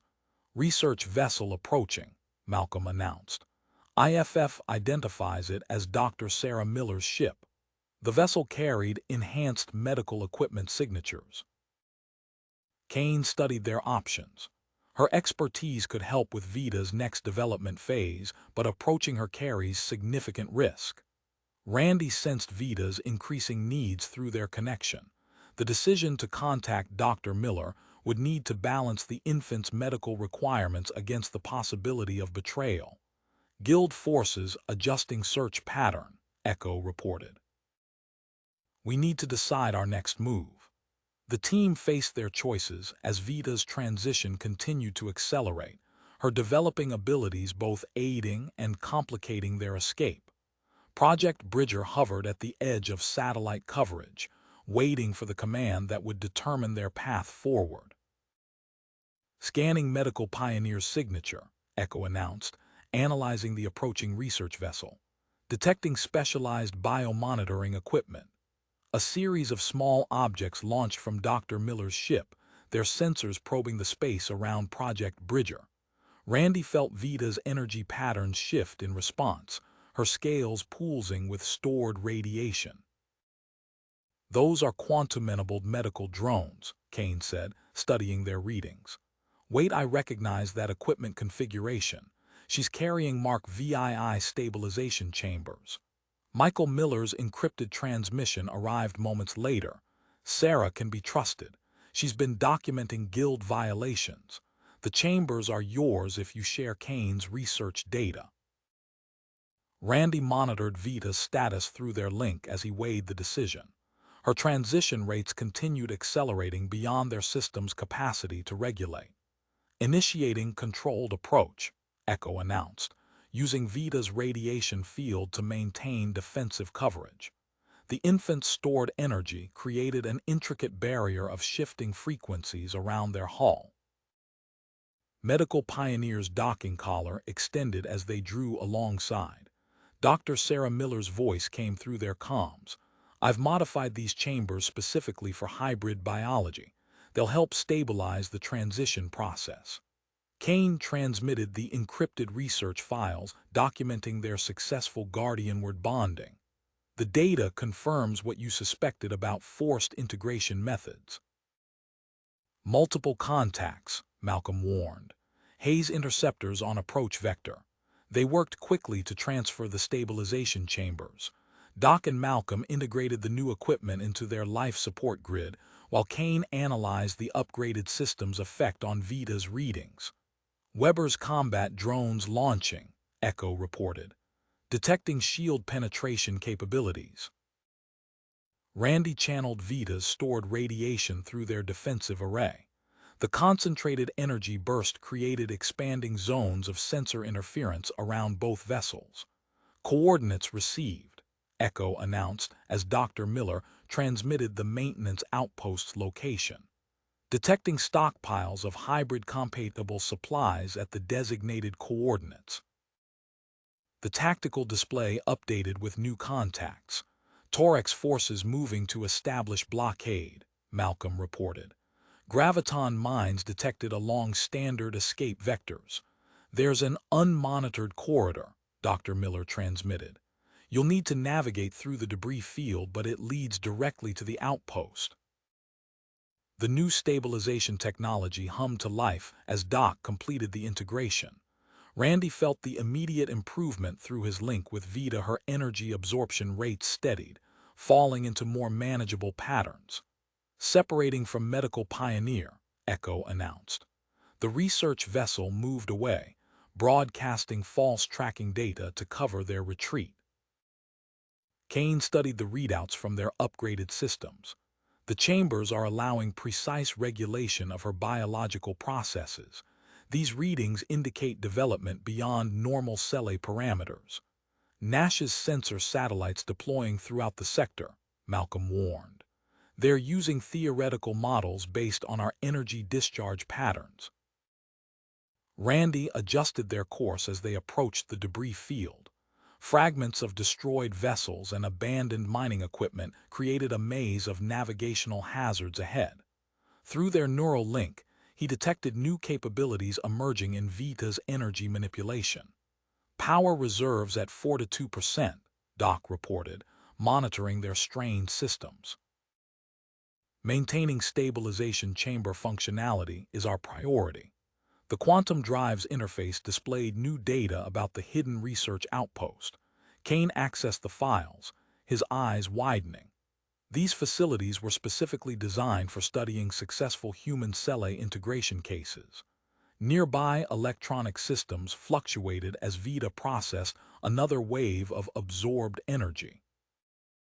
The infant's growing influence on surrounding technology created both advantages and challenges as they pushed deeper into the debris field.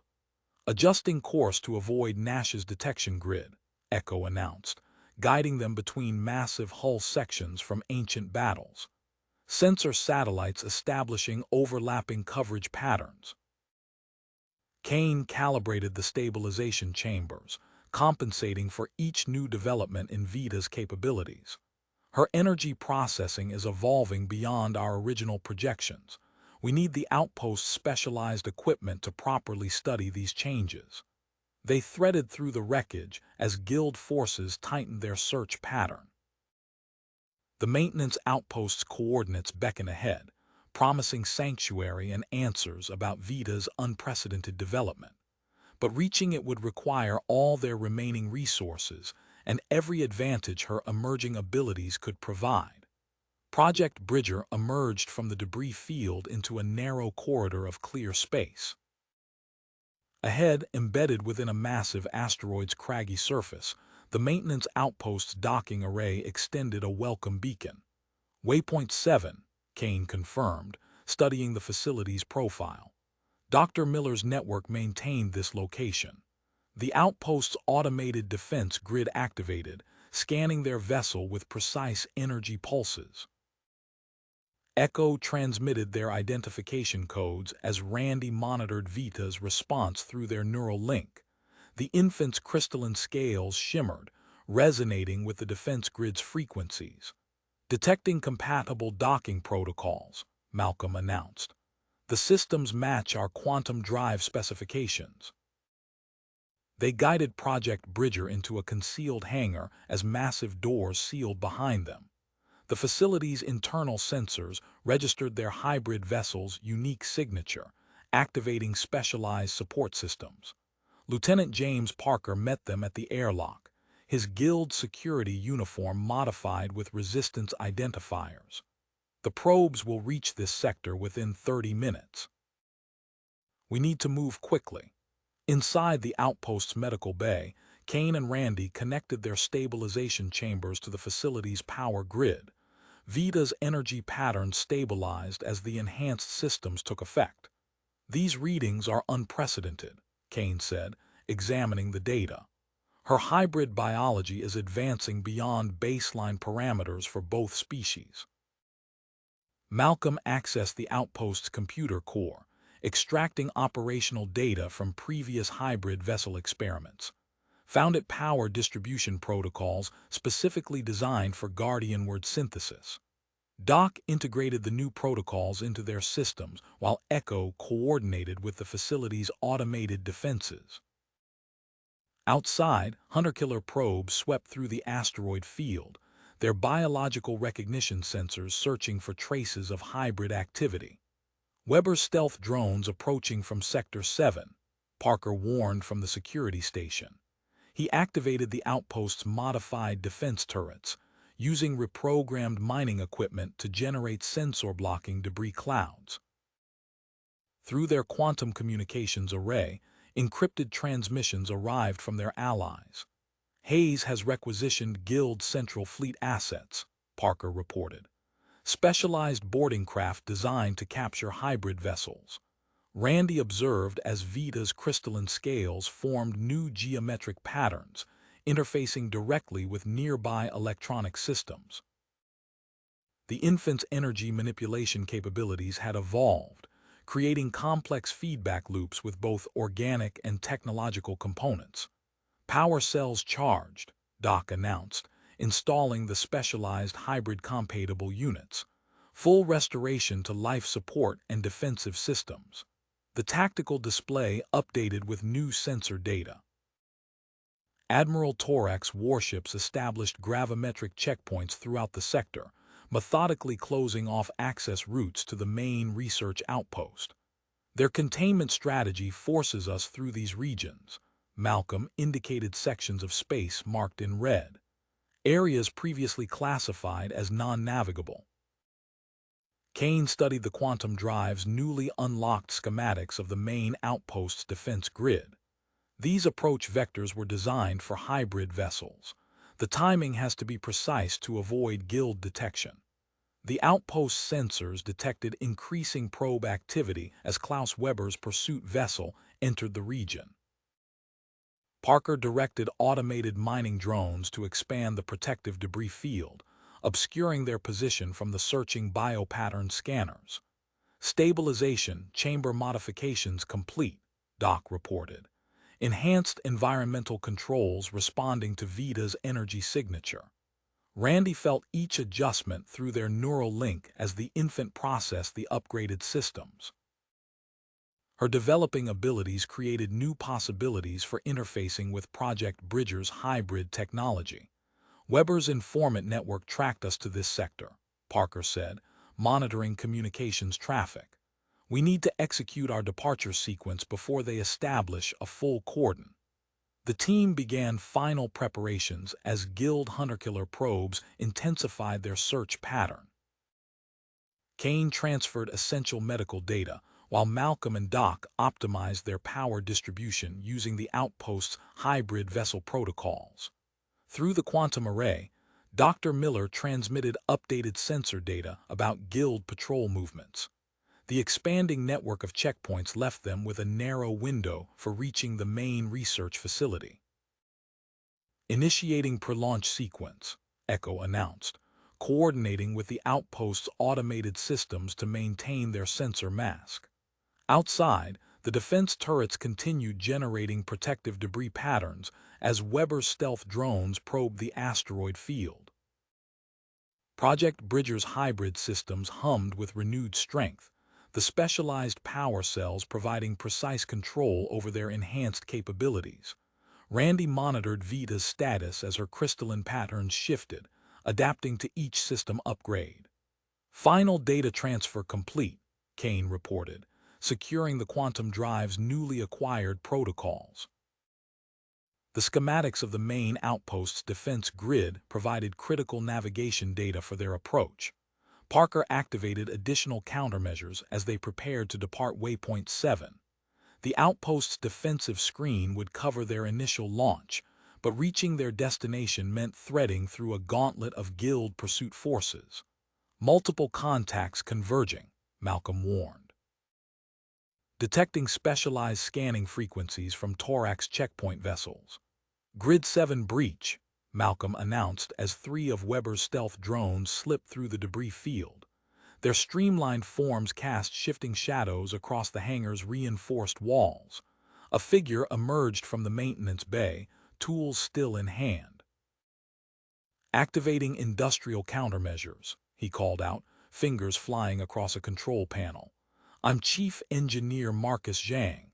Dr. Miller mentioned you'd be coming. The outpost's mining equipment hummed to life. Massive excavators rotated into defensive positions, their cutting beams repurposed to generate clouds of metallic particles. Doc's modified turrets tracked the incoming drones, firing precise bursts through gaps in the swirling debris. Vita's crystalline scales pulsed with increasing intensity. Through their neural link, Randy detected new energy patterns forming. Concentrated waves emanated from her body, creating localized interference that disrupted the drone's guidance systems. The unmanned craft wavered, their previously precise movements becoming erratic.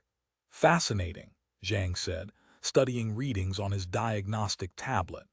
The power signatures match theoretical models from the original hybrid vessel program. The Guild spent years trying to artificially reproduce this capability. Kane connected his medical scanner to the outpost systems. Her biological processes are synchronizing with our upgraded technology. The integration appears natural rather than forced. Stay close to the control center, Zhang advised Randy. Your neural link acts as a bridge between Vita's capabilities and the ship systems. Distance will reduce the efficiency. Malcolm's tactical display updated with new sensor data. Nash's enhanced probes entering the sector. They're ignoring our standard decoy patterns. The cargo launchers, Zhang said. We can deploy modified transport drones broadcasting energy signatures matching your previous configuration. He transmitted launch protocols to Echo while accessing a sealed engineering database. There's another option, a classified route through the electromagnetic storm zone. The Guild avoids it due to shield instability. Randy positioned himself near the central controls as Doc and Malcolm prepared the decoy vessels. Through the hangar's viewports, he watched Nash's hunter-killer probes methodically sweeping the asteroid field. Their scanning beams penetrated the debris clouds with unsettling precision. Quantum Drive detecting automated navigation beacons, Echo reported. Signal sources originating from within the storm zone. Zhang nodded. Part of the original research program's emergency network. The beacons were designed specifically for hybrid vessels. The tactical display highlighted Guild reinforcements arriving from Central Command. Specialized rescue ships joined the blockade, their hardened hulls built to withstand extreme conditions. We need to move, Kane said, monitoring Vita's energy output. Her new capabilities could help stabilize our shields in the storm, but we'll need precise control to avoid overwhelming her systems. Lieutenant Parker activated additional defense screens around the outpost. I'll maintain coverage during your departure. The mining equipment will continue generating interference patterns. Launching decoys, Malcolm announced. Dozens of small vessels burst from concealed bays, their power signatures creating a web of false contacts across Guild sensor grids. Zhang made final adjustments to their power core, his movements quick and practiced. The modifications should give you better emission control, but timing will be critical. Those rescue ships can follow you into the storm zone. Randy felt Vita's energy resonating through Project Bridger's enhanced systems as they prepared for departure. The infant's crystalline patterns shifted, adapting to match the frequencies of their upgraded shields. Nash's probes adjusting search parameters, Echo warned. Decoy effectiveness decreasing. The hangar doors retracted, revealing the asteroid field beyond. Parker's defensive screens shimmered, maintaining their sensor mask as natural gravimetric distortions rippled through the debris clouds. Course plotted through minimum emission corridors, Malcolm reported. Storm zone entry coordinates locked. Zhang transmitted the final navigation protocols. The beacons will guide you through the worst disturbances. Trust your hybrid systems, they're achieving capabilities we only theorized possible. Project Bridger's engines hummed to life as Randy synchronized their power distribution with Vita's energy patterns. Ahead, the electromagnetic storm's charged particles created visible distortions in space, while guild vessels tightened their blockade formation around the sector's edges. Execute Storm Zone Entry Protocol, Malcolm ordered as Project Bridger detached from the hangar. The vessel's enhanced systems hummed in response to Randy's neural inputs, power flows adjusting to match Vita's crystalline resonance patterns. The electromagnetic storm's charged particles created a shifting curtain of energy ahead. Guild rescue vessels appeared on their tactical display, their reinforced hulls pushing through the debris field toward their position. First guidance beacon detected, Echo announced. Signal matches Zhang's provided frequencies. Zhang's voice came through their comm system. Remember, let the hybrid systems adapt naturally. Forced compensation will drain your power reserves. Randy felt Vita's energy signature change as they entered the storm's outer boundary. Her crystalline scales pulsed with new patterns, creating localized fields that deflected harmful radiation. Through their neural link, he guided these protective emanations to reinforce Project Bridger's shield grid. Guild vessels entering storm zone, Malcolm reported. Captain Sterling's rescue ships showing experimental shield configurations. The storm's electromagnetic waves intensified, creating distortion patterns across their sensor displays. Standard systems would have failed, but Zhang's power core modifications maintained stable operation. Their hybrid vessel rode the energy currents like a leaf in a stream, each fluctuation absorbed and redirected through Vita's enhanced biological interface. Structure detected, Doc announced. Designation Echo Point 3, detecting maintenance bay protocols compatible with hybrid vessel systems.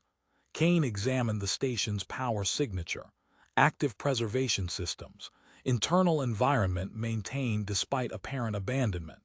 They executed their approach as Guild rescue ships probed deeper into the storm zone. Randy coordinated with Echo, using Vita's energy manipulation abilities to maintain their shields while Malcolm guided them through the docking sequence. Captain Sterling's vessels establishing search pattern, Echo warned, detecting specialized sensor sweeps near known beacon locations. Inside Echo Point 3, they discovered equipment specifically designed for hybrid vessel maintenance. Behind false panels in the maintenance bay, Dr. Miller's hidden laboratory contained prototype medical systems and detailed research logs. These integration case studies, Kane said, examining the data. The Guild tried to erase all evidence of successful human cell synthesis. Doc and Malcolm began transferring the specialized equipment, while Zhang accessed the station's power grid. We can route auxiliary power through these systems, he said. It'll give you better control in the deeper storm regions. Vita's crystalline patterns shifted again, forming new geometric configurations that resonated with the electromagnetic environment. Randy observed through their neural link as she naturally developed protection against the storm's radiation while amplifying beneficial energy frequencies. Quantum array detected, Malcolm announced. Specialized storm-capable communications system. The array activated, delivering Michael Miller's encrypted transmission. Hayes has deployed experimental probe drones. Limited range but designed for electromagnetic interference. Cell military vessels moving to support positions near primary research facility. Randy worked with Zhang at the sensor control station, integrating Vita's enhanced processing capabilities into their detection grid. The modified system revealed a deliberate pattern in the guidance beacon's placement. Emergency evacuation route, Zhang confirmed. Original hybrid program contingency planning. Nash's analysis of Guild sensor data appeared on their tactical display. The senior scientist had developed theoretical models for tracking their unique energy signature through the interference. Multiple Guild vessels converging, Echo reported, detecting specialized towing cable deployment. Captain Sterling's ships moved to establish a containment perimeter around Echo Point 3. Their experimental shielding allowed them to operate closer than standard vessels, but Vita's evolved capabilities gave Project Bridger greater storm zone endurance. Transfer complete, Doc announced as they secured the final pieces of equipment. All prototype systems and research data archived.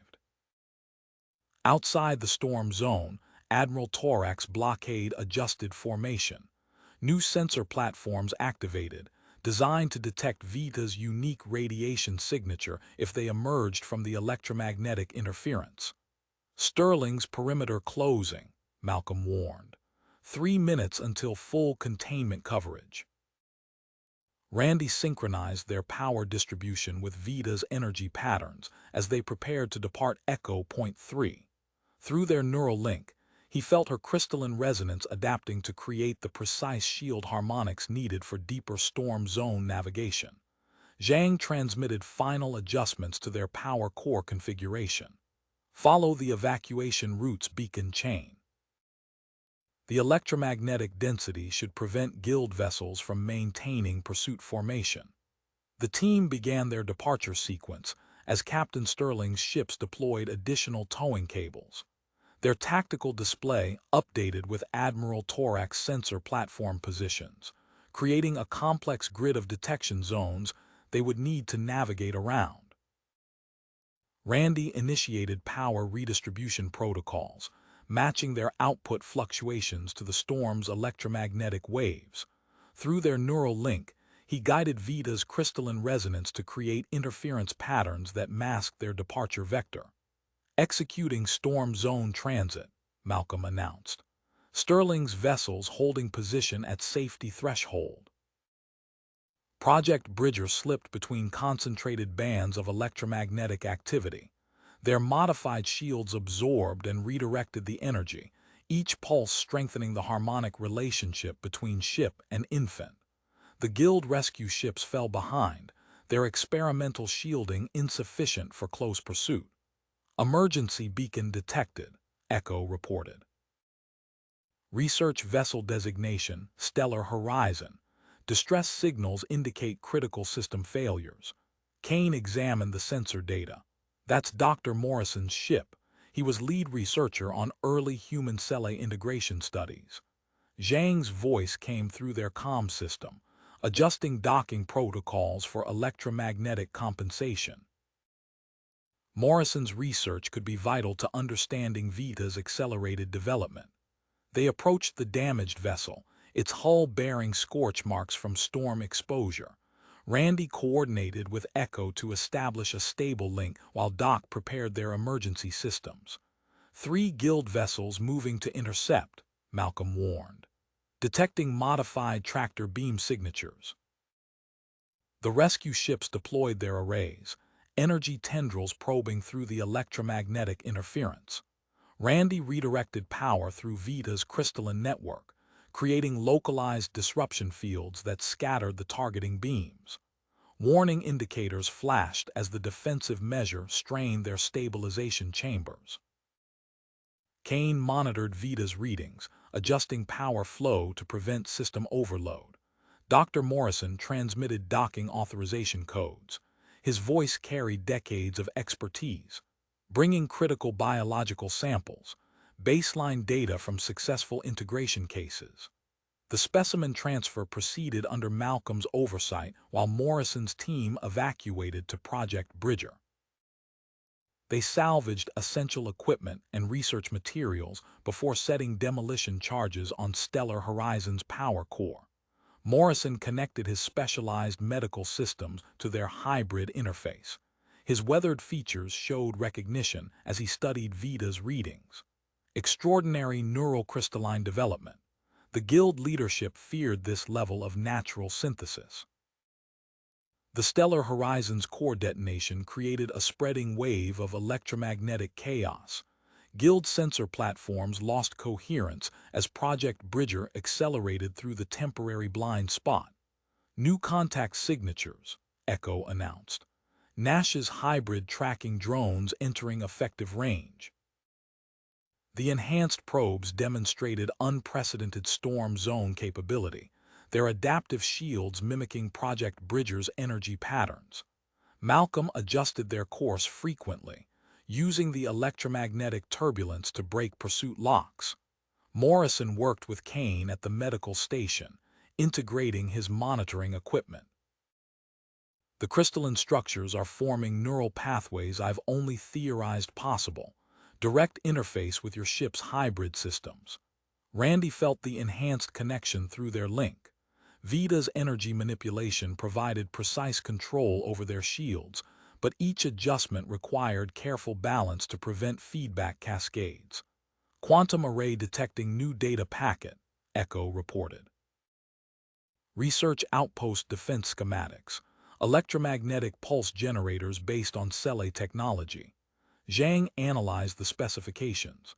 Those pulses could clear your approach corridor, but transmitting activation codes would broadcast your position to every vessel in range.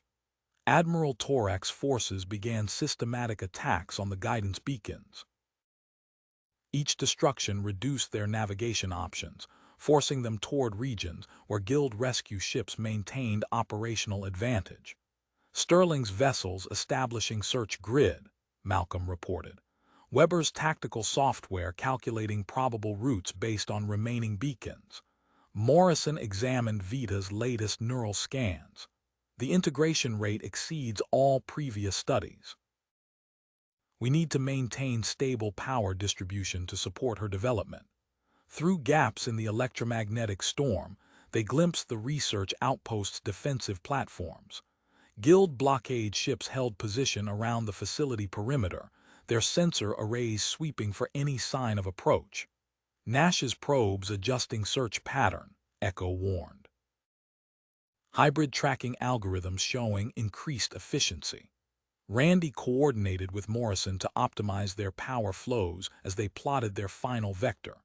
The recovered research data provided leverage against the Guild, but reaching the outpost meant threading through an increasingly narrow corridor of survivable space. Malcolm highlighted Guild vessel movements on their tactical display. Sterling's rescue ships converging on remaining storm zone exit points. Vita's crystalline scales pulsed with new intensity as Randy guided them between electromagnetic distortions. Her enhanced capabilities offered unprecedented control, yet each maneuver required precise synchronization between biological and mechanical systems. Outpost defense grid powering up, Echo reported. Detecting active targeting protocols. The team prepared for their approach as Nash's hybrid drones continued their relentless pursuit, their adaptive shields growing more refined with each encounter. Beyond the storm's electromagnetic veil, Admiral Torak's blockade awaited their emergence. Project Bridger's shields fluctuated as Randy guided them through another electromagnetic band. Warning indicators flashed across their primary displays. Their enhanced systems were leaving traceable patterns in the storm's energy field. Energy spike detected during shield modulation, Kane reported, studying Vita's monitoring systems. Nash's drones are tracking the signature. Doctor. Morrison moved to the medical station, retrieving a sealed container from his salvaged equipment. I may have a solution. These enzyme compounds were developed for regulating Cele neural patterns during early integration testing. Randy watched through the neural link as Vita's crystalline network pulsed with increased activity. Each shield adjustment created detectable distortions in the surrounding electromagnetic field. What's the risk? Morrison connected the sample container to their medical systems. The compounds enhance natural energy absorption rates. They should help regulate power fluctuations without compromising core functions. After reviewing the medical data, Randy authorized the treatment. The specialized enzymes filtered through Vita's environmental systems, interacting with her crystalline structures. Her energy patterns shifted, becoming more uniform and controlled. Multiple contacts, Malcolm announced. Sterling's vessels establishing normalized space corridors through the interference. The tactical display showed overlapping fields of clear space spreading through the storm zone. Guild rescue ships moved with increased precision, their experimental shields creating stable channels that negated their electromagnetic cover. Zhang's hands moved across the engineering controls. Rerouting power distribution. We can create redundant circuits for critical systems. Implementing emergency modification protocols, Malcolm confirmed, working with Zhang to reconfigure their power network. This will allow controlled shutdowns while maintaining Vita's life support requirements.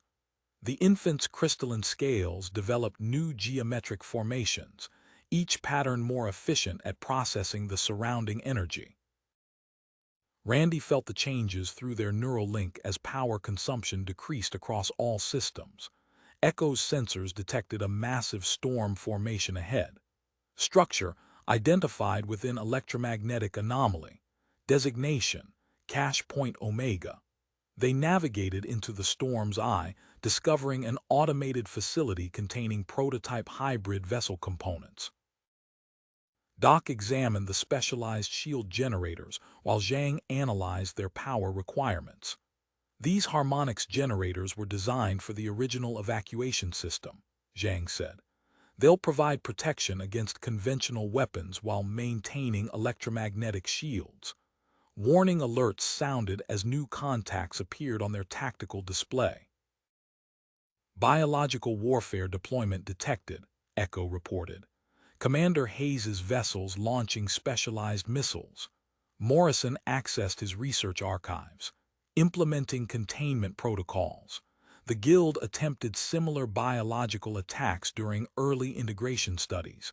We developed effective countermeasures.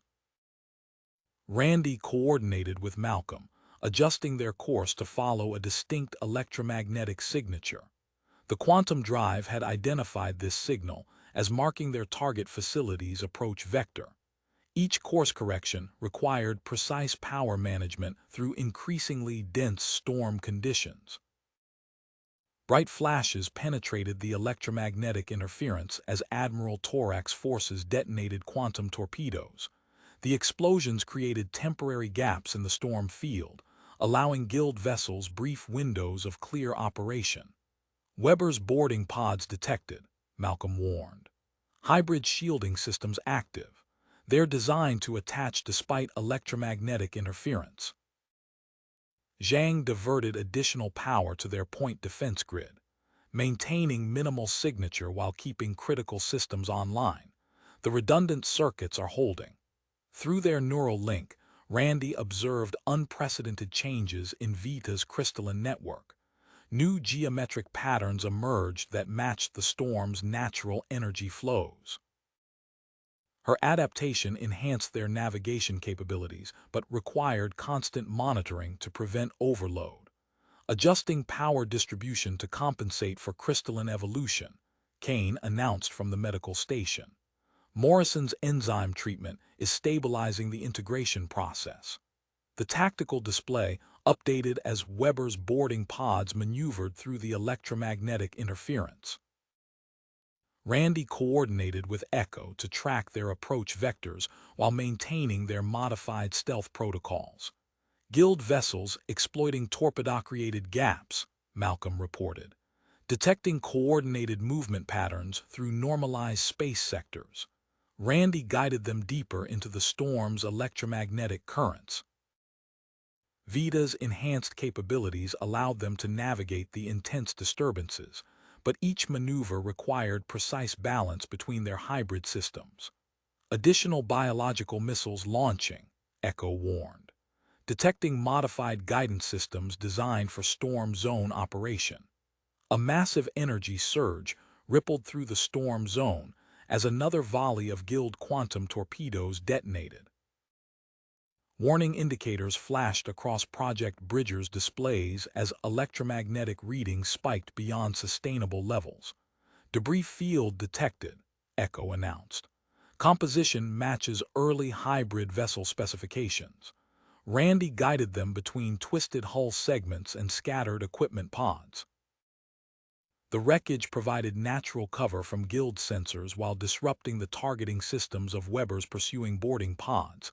Zhang's eyes widened as his scanner detected a familiar energy signature, quantum core signal, Genesis protocol markings. He adjusted their sensors for detailed analysis. Prototype appears intact. Morrison studied the readings. Those cores were designed for the first successful human-cell integration tests. The research data could be invaluable. 3 of Weber's boarding pods latched onto nearby debris chunks. Their airlocks cycled as Guild recovery teams emerged in advanced environmental suits. Implementing security measures, Malcolm announced, activating their modified mining equipment. The salvaged industrial tools projected electromagnetic barriers between their position and the Guild teams. Randy maintained their connection through the neural link as Vita's crystalline network pulsed with increasing intensity. The ambient electromagnetic energy flowed through her scales in geometric patterns, stabilizing their power fluctuations. Remarkable adaptation, Kane said, monitoring her biological readings. She's processing storm energy to reinforce our shields. Morrison connected additional sensors to document the phenomenon. This capability exceeds all previous integration parameters. Her crystalline structures are evolving beyond theoretical limits.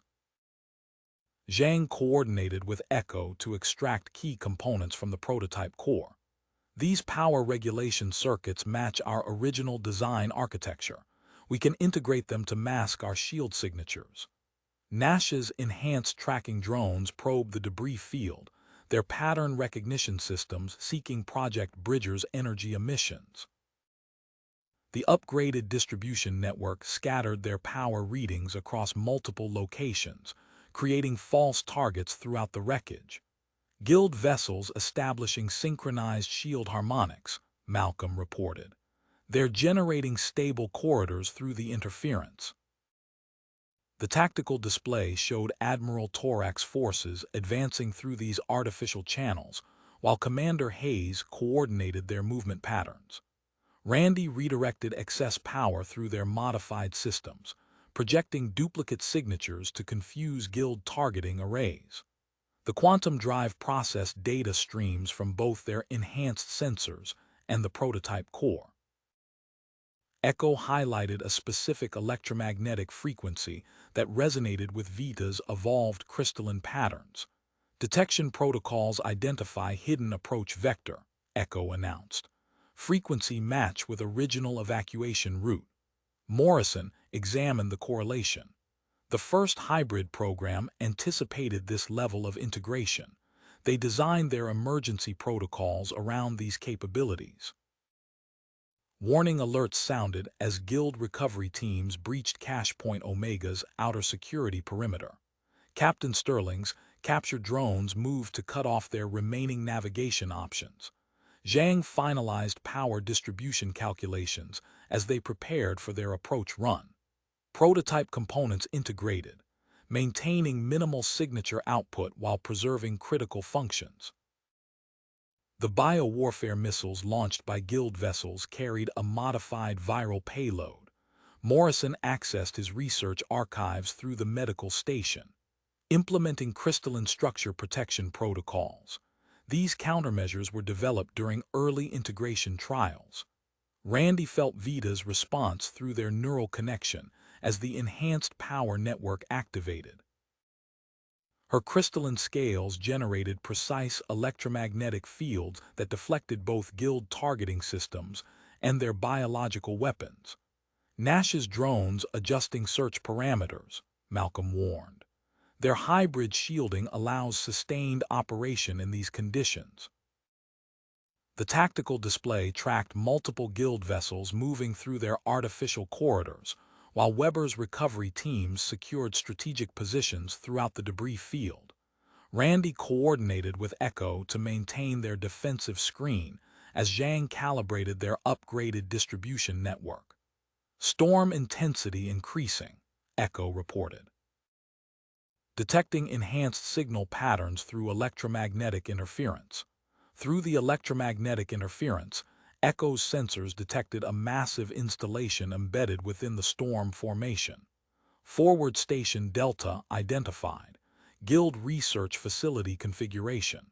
Randy adjusted their course, integrating data from the salvaged prototype components. Vita's crystalline network pulsed in sync with the surrounding electromagnetic waves, maintaining their stability as they approached the hidden structure. Bright flashes illuminated the storm as Thorax vessels launched another salvo of quantum torpedoes. The explosions carved temporary corridors through the electromagnetic field. Through these artificial gaps, Guild vessels deployed sleek capture drones with biopattern recognition arrays glowing along their hulls. Rerouting excess power through crystalline matrices, Zhang announced, his fingers dancing across the engineering controls. The redistributed energy triggered localized electromagnetic pulses from Vita's scales, creating waves of interference that caused approaching drones to tumble offline. Morrison studied the facility's structural data scrolling across his medical displays. These configurations matched Dr. Miller's research protocols. The environmental systems are specifically calibrated for human cell integration support. A new contact appeared on their tactical display, a vessel with distinctly different energy signatures than the standard Guild ships. Malcolm enhanced the sensor resolution. Designation: Nexus Hunter. Commander: Colonel Victor Reed. Their shield harmonics are processed through advanced hybrid matrices, Zhang reported. They're maintaining full operational capability despite storm conditions. The Nexus Hunter's engines flared as it accelerated through areas that should have been impassable to military vessels. Randy felt Vita's crystalline network respond, adjusting their power distribution to counter the approaching threat. Zhang's eyes widened as he analyzed Forward Station Delta's defense grid. The facility's power systems resonate at frequencies matching Vita's evolved patterns. We can trigger their emergency protocols. Implementing power pulse sequence, Malcolm confirmed. Their enhanced distribution network transmitted carefully calibrated energy bursts that interfaced with the station's systems. Warning lights flickered across the facility's exterior as its guild control protocols disengaged. Multiple launches detected from Weber's vessels, specialized boarding pods with hybrid shielding arrays.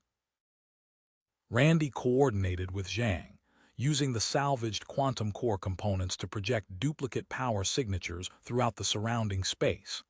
The Guild pursuit forces split up, engaging phantom targets while Project Bridger approached the station's docking bay. Inside Forward Station Delta, they discovered pristine research labs filled with prototype medical equipment. Kane moved to examine a series of specialized monitoring stations. These systems were designed specifically for tracking hybrid biological development during electromagnetic exposure. Morrison accessed the facility's data core, revealing comprehensive archives of Dr. Miller's research. Full documentation of successful human cell integration cases. This evidence directly contradicts Guild leadership's claims. Establishing power grid control, Zhang reported from an engineering station. Synchronizing with Vita's current patterns. The infant's crystalline scales shifted, geometric formations aligning with the station's hybrid technology. Through their neural link, Randy felt the resulting energy field enhance both their defensive systems and the facility's operational capabilities. New missile launches appeared on their tactical display Nash's specialized biowarfare weapons, designed to attack crystalline neural patterns. Malcolm activated Forward Station Delta's experimental shield generators. Layered energy fields extended outward, creating overlapping defensive barriers powered by the station's hybrid reactor core. Beginning priority equipment transfer, Zhang announced as they prepared essential systems for transport to Project Bridger. Outside the station's protective shield perimeter, Colonel Reed's Nexus Hunter coordinated with arriving guild vessels to establish a containment grid. Through the station's enhanced sensors, Randy tracked the positioning of guild forces while monitoring Vita's increasingly sophisticated interaction with their hybrid systems. The infant's crystalline network continued processing the surrounding electromagnetic energy, each adaptation bringing new capabilities and new complexities to manage. Detection grid established, Echo reported. Guild vessels maintaining optimal interdiction positions around station perimeter. Kane and Morrison worked to integrate the station's specialized medical equipment with their existing systems. The prototype monitoring stations provided unprecedented insight into Vita's accelerated development, but they needed to complete the transfer before guild forces breached their defenses.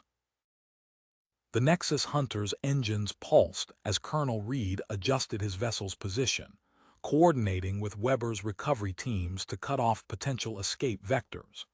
Randy studied their tactical display, analyzing shield configurations and power distributions while searching for a way through the guild's expanding containment grid. Randy's attention shifted to a priority alert from Echo as new data streams flooded their tactical display. Hidden storage systems detected within station infrastructure. Manufacturing center located in sublevel 6.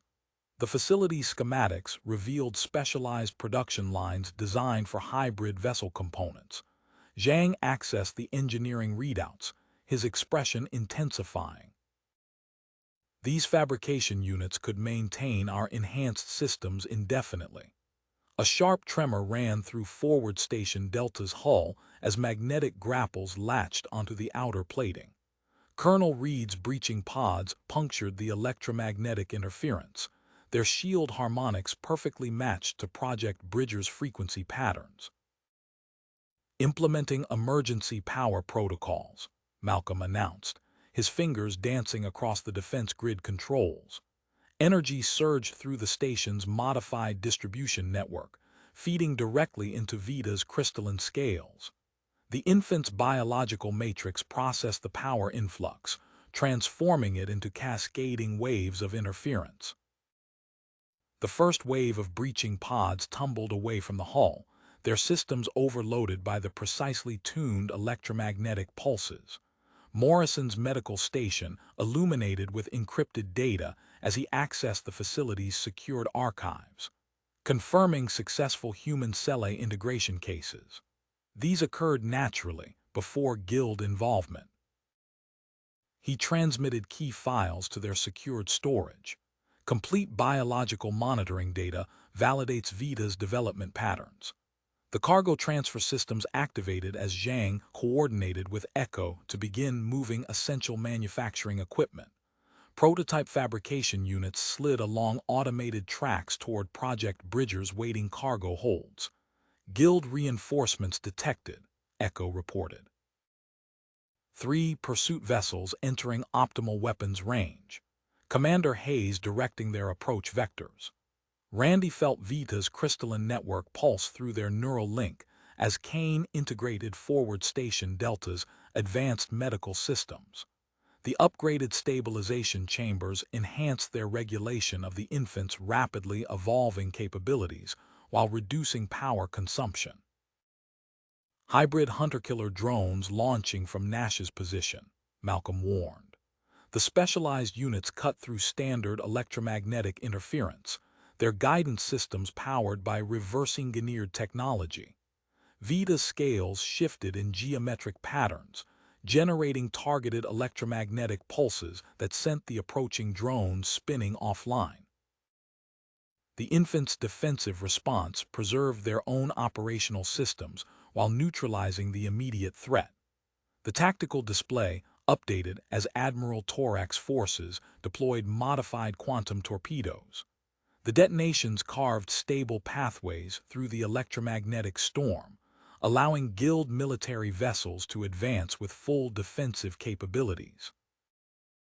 Activating experimental shield array, Zhang announced.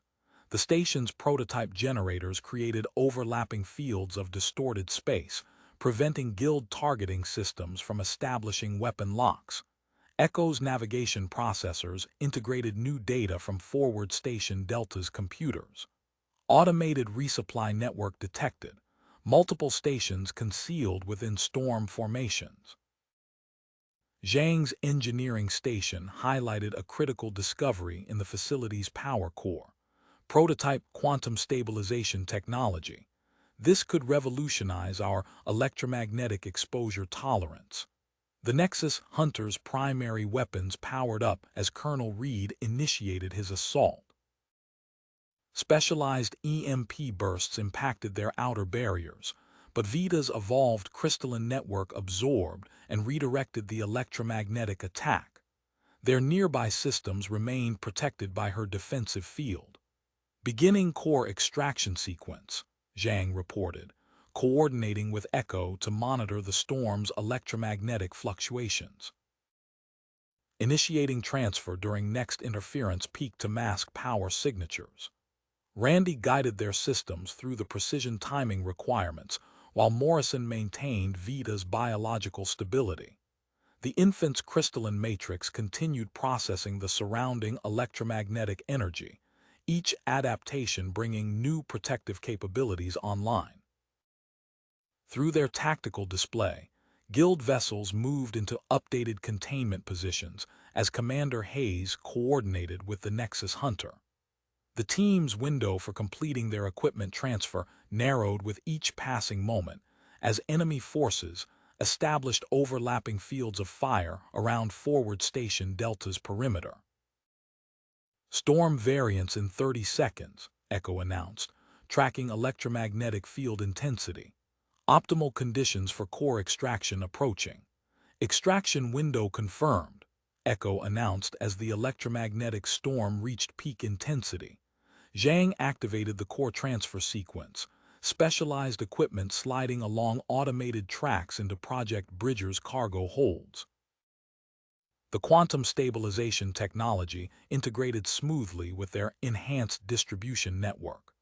Randy felt Vita's crystalline network pulse in response to the new power signatures. Through their neural link, he guided the infant's electromagnetic field generation to mask their equipment transfer from Guild sensors. The facility's prototype systems merged with their existing technology, creating previously impossible operational capabilities. Multiple launches detected, Malcolm reported from Tactical. Guild vessels deploying quantum resonance mines. Nash's design specifically calibrated to disrupt hybrid power cores.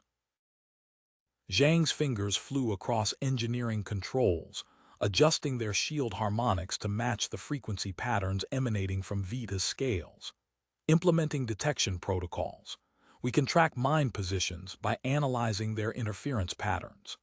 The tactical display updated with identified safe corridors through the Guild's expanding containment grid.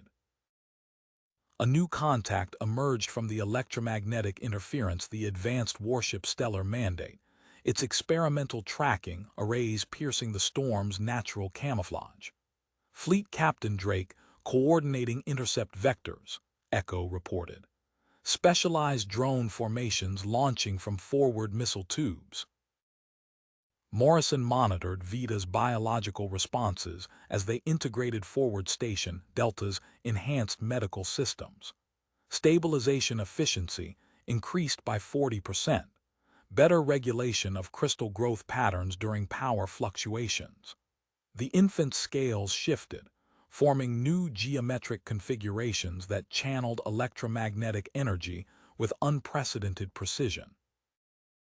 These adaptations improved their defensive capabilities but required constant adjustments to prevent system feedback. Sensor buoys deploying from Hayes support vessels, Malcolm announced, creating detection grid resistant to standard interference patterns. Randy reduced their power output, using minimal systems while navigating between buoy detection zones. Vita responded instinctively, storing accumulated electromagnetic energy within her crystalline matrix. When a buoy network approached optimal scanning range, she released controlled bursts that temporarily disabled nearby sensors. New contact approaching from bearing 340, Echo warned. Weber's vessel launching biological containment pods. Rerouting excess power through upgraded distribution nodes, Zhang confirmed.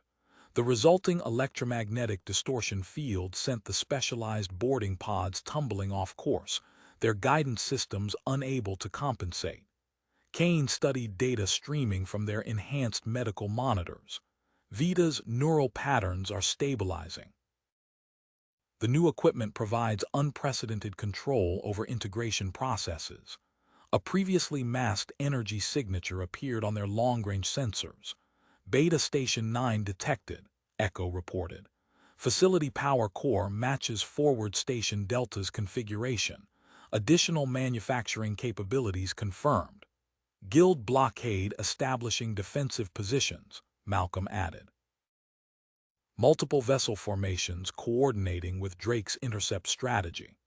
Randy analyzed their tactical options while monitoring Vita's continued development. The infant's crystalline network had evolved to process electromagnetic energy with remarkable efficiency, allowing them to maintain shield integrity despite the Nexus Hunters' sustained EMP attacks. Accessing station network data, Zhang announced from engineering. Detecting automated maintenance facilities throughout Storm Zone, Dr. Miller's resistance group established complete support infrastructure. Morrison expanded their medical readouts, studying Vita's biological responses to their enhanced systems. Crystal formation rates increasing. Need to maintain optimal power distribution during approach. Drake's interceptors moving to cut off primary approach vectors, Malcolm reported. Synchronized drone formations active in sectors 2 through 5. Randy adjusted their course, using Vita's enhanced energy manipulation abilities to mask their advance through the storm's most intense regions. The infant's crystalline scales pulsed with stored electromagnetic power, ready to generate defensive fields or disrupt enemy sensors as needed. Implementing hybrid shield configuration, Zhang confirmed. Their upgraded distribution network created overlapping barriers of electromagnetic interference, protecting vital systems while preserving power for essential operations. The tactical display highlighted guild patrol movements around Beta Station 9's position. Randy coordinated with Zhang, calculating precise power adjustments that would allow them to slip through gaps in the enemy's detection grid. Each course correction brought them closer to the hidden facility and its stockpile of specialized integration materials. Additional guild vessels entering sensor range, Echo reported. Stellar Mandate coordinating fleet movements to establish full containment perimeter. Randy felt Vita's crystalline network respond to the increasing threats, developing new configurations that enhanced their defensive capabilities. The infant's evolved systems worked in perfect synchronization with their salvaged prototype technology, transforming Project Bridger into something beyond standard hybrid vessel classifications. Echo's sensor displays flashed with new warning indicators as spherical patterns of quantum resonance mines bloomed around Beta Station 9. Admiral Thorax vessels maintained precise formation while deploying their containment grid. The Stellar Mandate's sleek hull gleamed at the optimal intercept vector, Captain Drake's specialized tracking arrays sweeping through the electromagnetic interference. Implementing countermeasure sequence, Zhang announced, his fingers flying across the engineering console. The salvaged prototype components from Forward Station Delta hummed to life, generating false power signatures at calculated points around the blockade perimeter. Malcolm highlighted a new contact on the tactical display. Supply Runner 7, detected at Beta Station 9's primary docking port.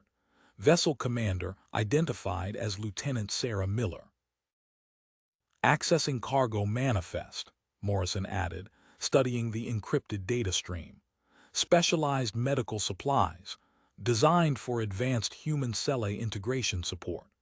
Randy felt Vita's crystalline network pulse with increased activity as they adjusted their approach vector. The infant's scales shifted into new geometric configurations, absorbing and redirecting the surrounding electromagnetic energy to maintain their stealth profile. Nash's hunter-killers launching, Echo reported. Advanced pattern recognition systems active.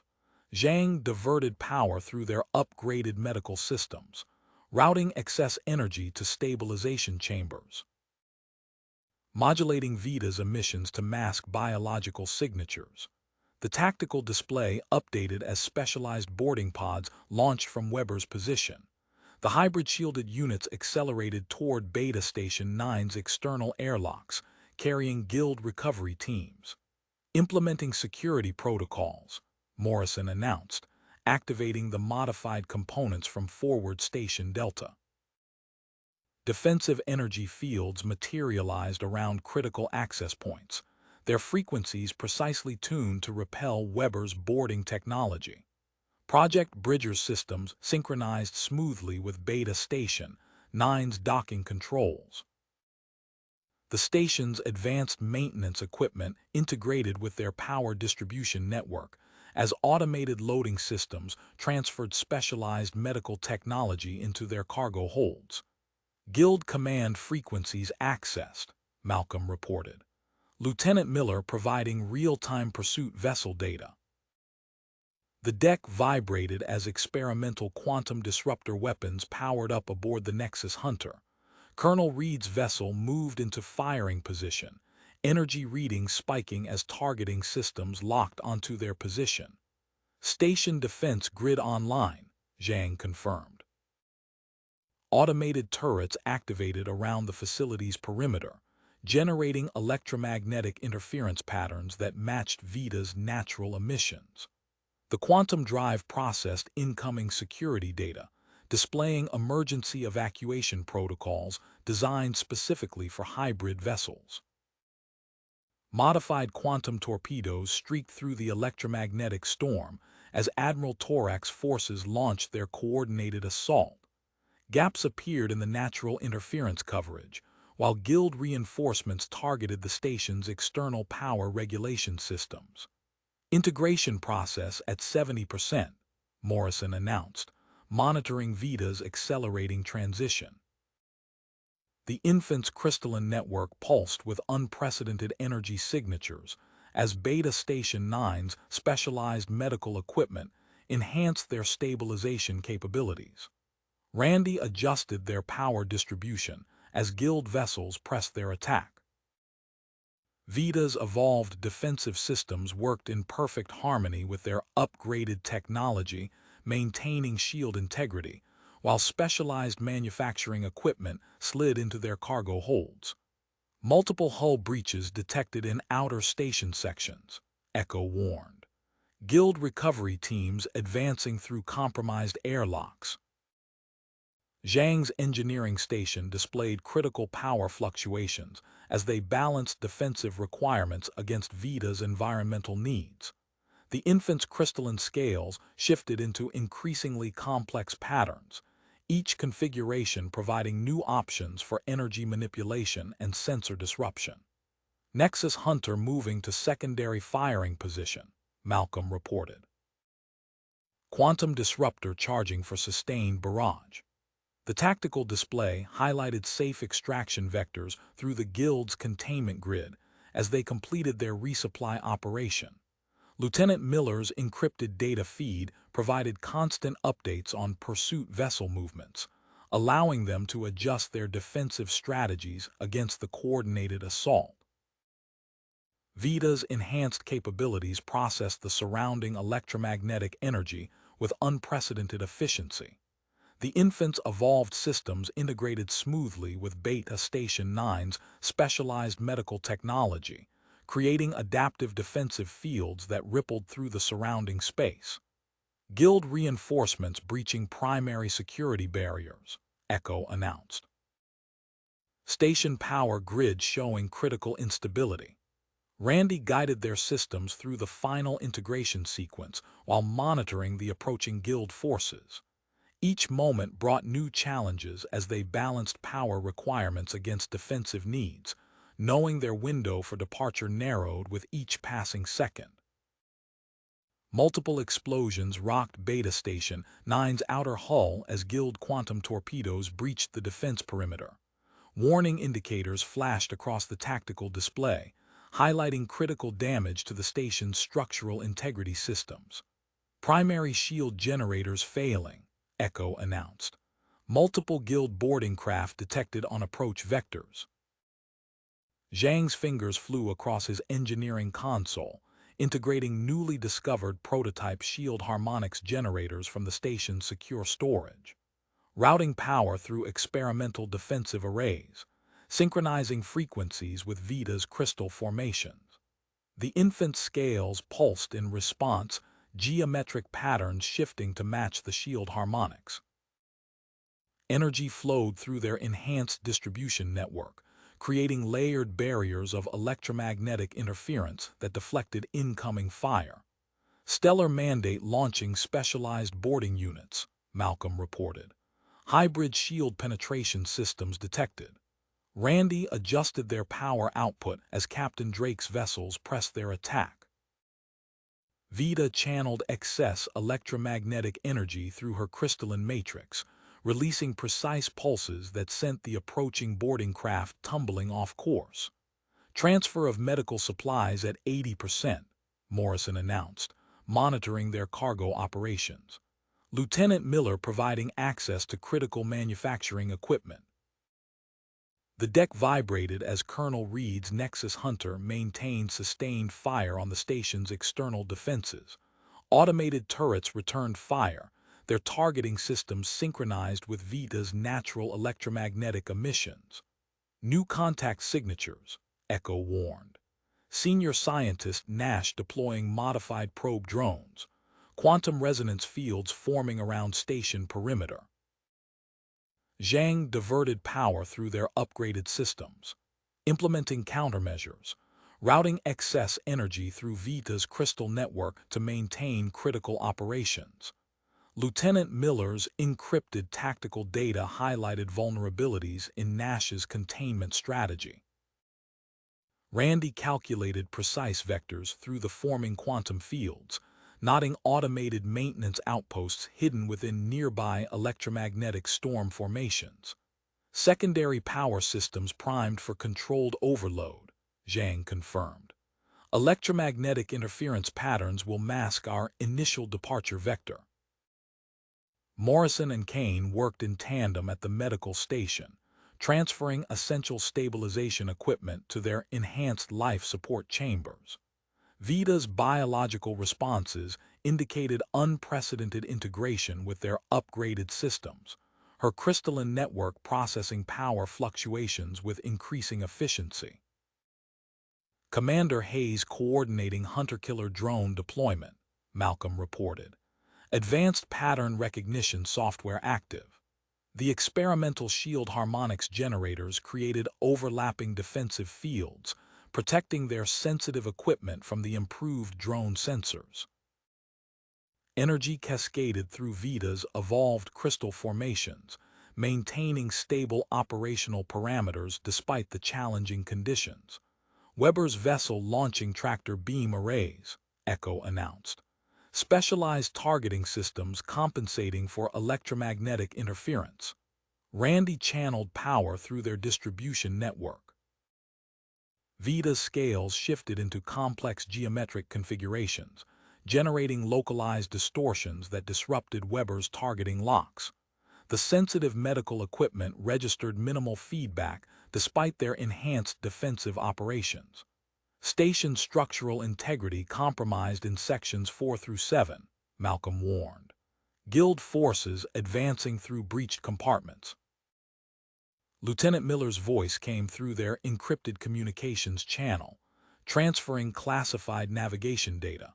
Automated maintenance outpost coordinates will provide necessary resupply points for continued integration support.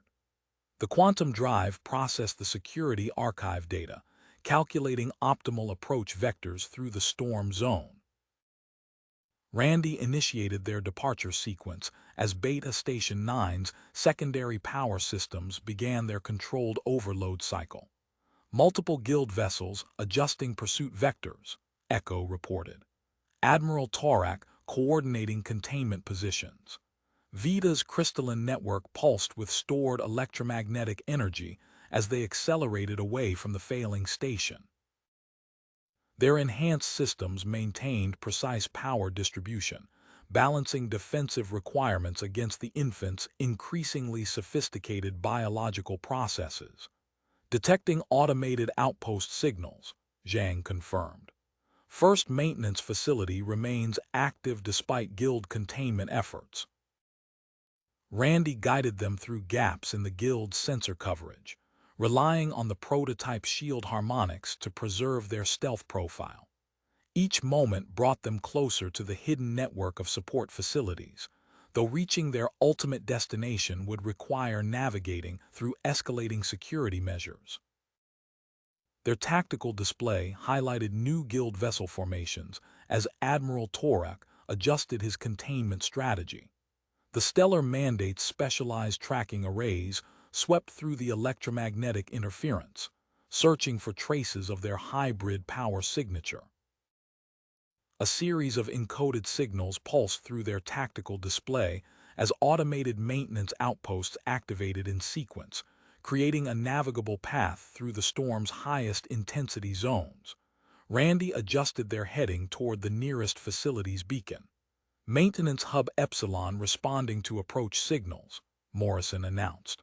Automated systems coming online. The guild vessels shifted into new attack formations. The Stellar Mandate coordinated with 3 pursuit craft, generating overlapping quantum resonance fields that rippled through the electromagnetic interference. Colonel Reed's Nexus Hunter launched waves of modified capture drones, their biological containment systems glowing with charged energy. Zhang routed power through their newly acquired shield harmonics generators, implementing adaptive defense grid, synchronizing barrier frequencies with Vita's emission patterns. The infant's crystalline scales responded instantly, geometric formations shifting to match the shield harmonics. Layers of protective energy rippled outward, deflecting the approaching capture drones. New contact detected, Echo reported. Unmarked vessel on intercept course. IFF signal identifies as Shadow Runner. An encrypted transmission cut through their secure channels. Project Bridger, this is Major Marcus Miller aboard Shadow Runner, initiating joint defensive operations. The unmarked vessel emerged from the electromagnetic interference, prototype stealth systems rendering it nearly invisible to standard sensors. Its specialized weapons arrays targeted approaching guild forces while maintaining perfect position within the storm's natural cover. Maintenance Hub Epsilon defense grid activating, Zhang announced as they initiated emergency docking procedures. Detecting specialized hybrid maintenance systems throughout the facility. The hub's automated equipment responded to Vita's unique energy signature. Robotic arms extended from specialized service bays, connecting with their external power ports while adaptive manufacturing systems began producing vital replacement components. Missile launch detected, Malcolm warned. Senior Scientist Nash deploying modified biowarfare ordnance. Viral agents optimized for crystalline pattern disruption. The hub's prototype defense grid activated instantly. Precise electromagnetic pulses radiated outward, destabilizing the missile's guidance systems. Vita's scale network processed the ambient energy with unprecedented efficiency, redirecting power through their enhanced shield harmonics. Manufacturing systems online, Morrison reported from the medical station, initiating production of specialized life support components. Automated assembly units moved with precise coordination, creating essential replacement parts for their hybrid systems. Dr. Kane monitored Vita's biological responses as they integrated the new equipment, noting increased stability in her neural patterns. Priority alert, Echo announced. Advanced warship approaching.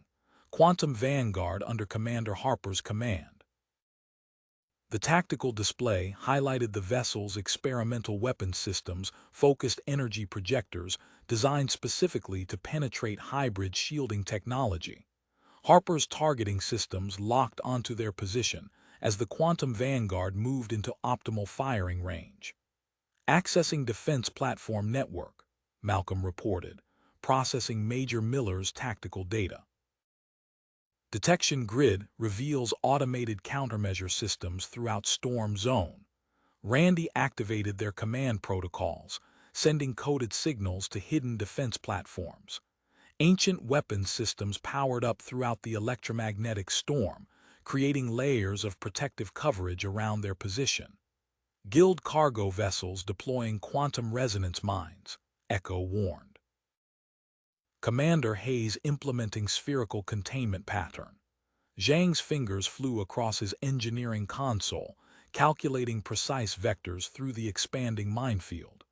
Incorporating Shadow Runner's tactical data, multiple escape routes identified through patrol gaps.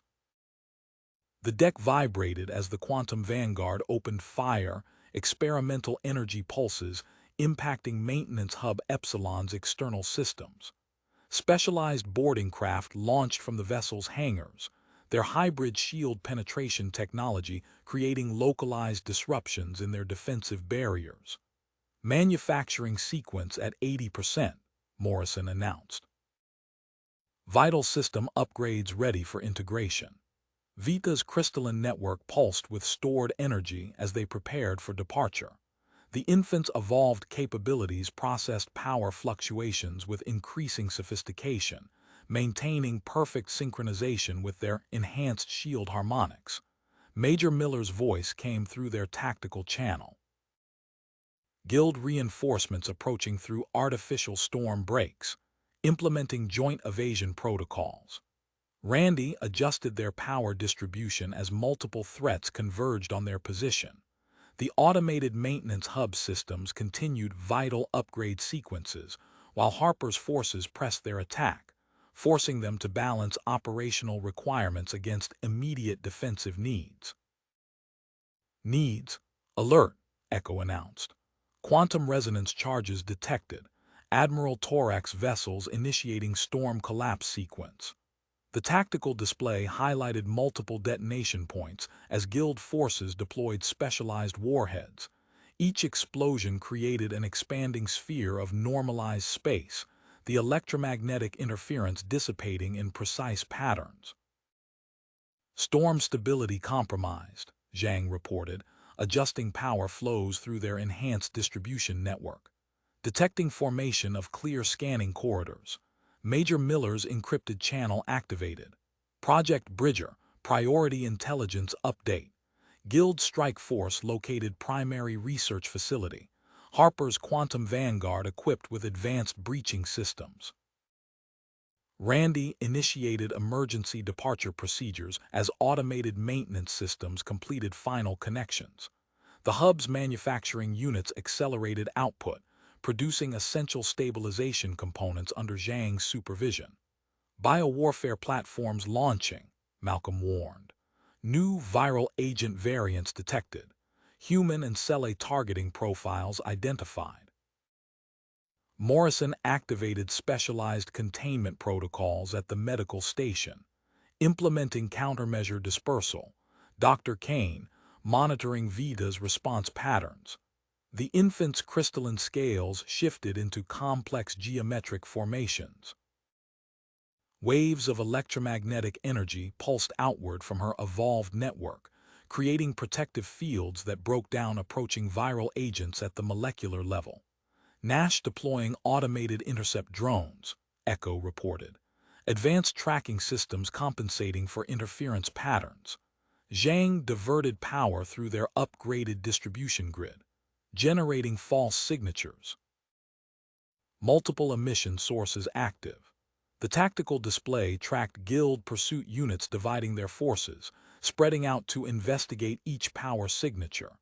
Randy guided them through gaps in the coverage while maintaining precise environmental conditions in Vita's chamber. Accessing Defense Platform Network, Malcolm announced, processing encrypted data from Shadow Runner. Alternative approach vector identified through high-intensity storm zones. Ancient defensive installations activated throughout the electromagnetic storm. Each platform generated precisely tuned disruption fields, creating temporary blind spots in guild targeting systems. The deck shuddered as Colonel Reed's Nexus Hunter launched specialized boarding pods. Their hybrid penetration systems created localized weaknesses in Project Bridger's defensive screens. Implementing electromagnetic pulse defenses, Zhang reported. Adapting Beta Station 9 components. Precise energy bursts disabled approaching pods while Commander Harper's Quantum Vanguard maintained sustained fire on their position. Their enhanced shields flickered under the assault, power flowing through Vita's crystalline network to maintain barrier integrity. Admiral Torak coordinating final containment grid, Echo warned. Modified quantum torpedoes creating stable approach corridors. Specialized capture drones moved through the normalized spaces, their sensors probing for traces of Project Bridger's unique signature. Randy adjusted their course through increasingly unstable storm regions as their hybrid systems adapted to changing conditions. The quantum drive processed Shadow Runner's tactical feed, revealing a hidden approach vector to the main facility. The path followed natural resonance patterns that matched frequencies generated by Vita's evolved scales. Detecting compatible energy signatures, Morrison announced from the medical station. Facility defensive systems designed for hybrid vessel integration. Multiple guild vessels adjusted formation as Commander Hayes coordinated with Admiral Torak's flagship. The Quantum Vanguard's experimental weapons powered up, preparing for decisive engagement. Maintenance Hub Epsilon integration complete, Zhang confirmed. Enhanced power distribution systems online, shield harmonics at optimal efficiency. Randy calculated precise vectors through the storm's highest intensity region. Vita's crystalline network processed the electromagnetic energy with unprecedented sophistication, maintaining perfect synchronization with their upgraded defensive systems. Their enhanced sensors tracked guild forces implementing new containment protocols as they began their approach to the research facility. Each moment brought them closer to their destination, while enemy vessels established layered defensive positions throughout the normalized corridors. Multiple pursuit craft adjusting vectors, Malcolm reported. Commander Hayes deploying additional capture drones. The infant scales pulsed with stored energy as they accelerated through the electromagnetic interference.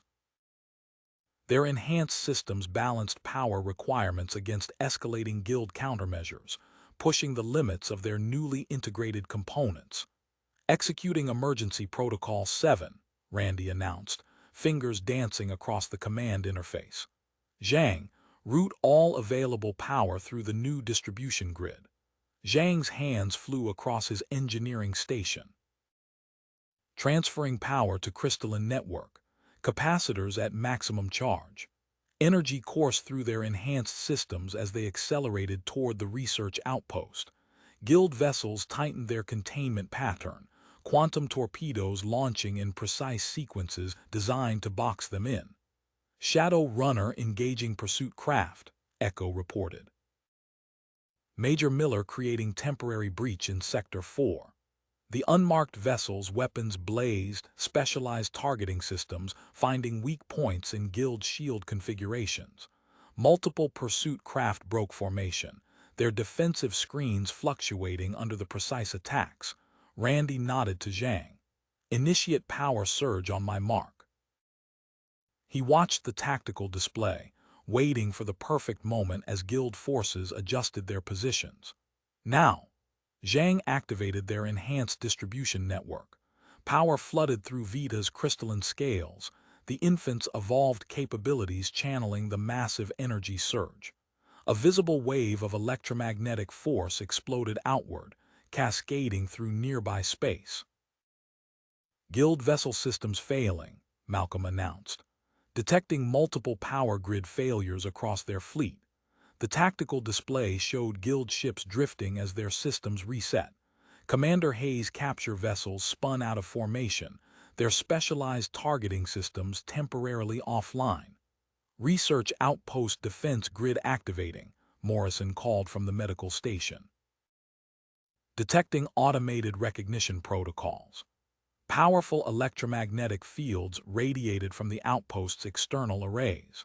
The facility's systems pulsed in perfect synchronization with Vita's crystalline network, creating expanding zones of interference that forced Guild vessels to maintain distance.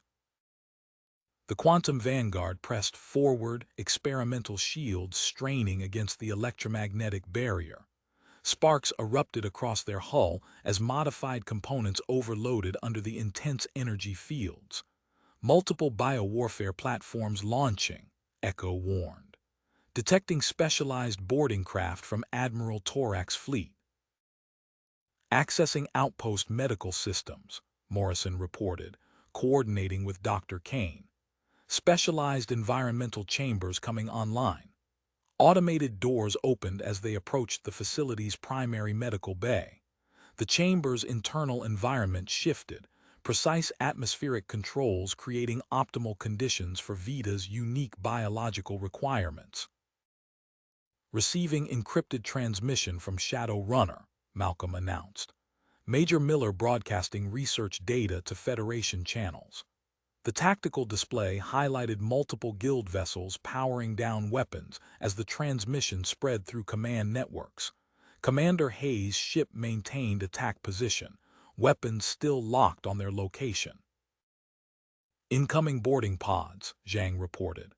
"Colonel Reed launching final assault wave." "Activating point defense grid," Randy responded, routing power through their enhanced systems. The outpost's automated weapons synchronized with Vita's energy manipulation abilities, creating precise defensive coverage.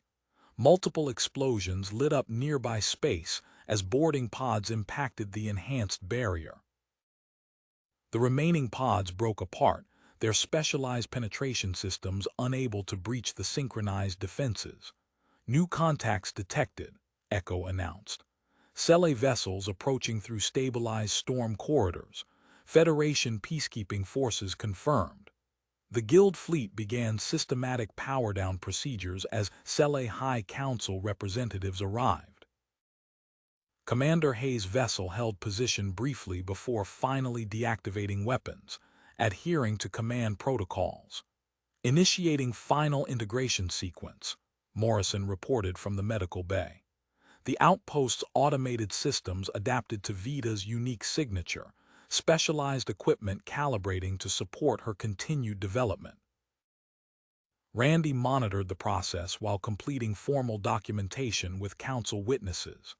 The infant's crystalline scales pulsed with steady energy as she adjusted to the optimized environment, her evolved capabilities seamlessly connecting with the facility's hybrid systems. "Reconstruction protocols activating," Zhang announced from engineering. Automated repair units responding to damage assessment data.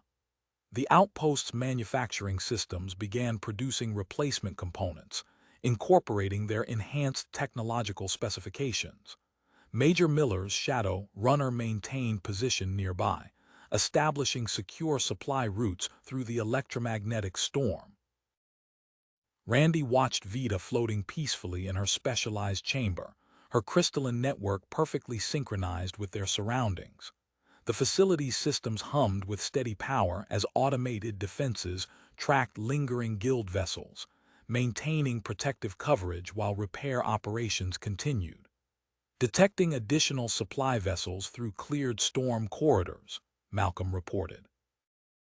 Federation escort craft establishing standard patrol patterns. The tactical display showed Guild forces withdrawing to designated holding positions as Federation peacekeepers coordinated with Sele security vessels. Their enhanced sensor grid continued monitoring nearby space, while the outpost's reconstruction protocols restored damaged sections.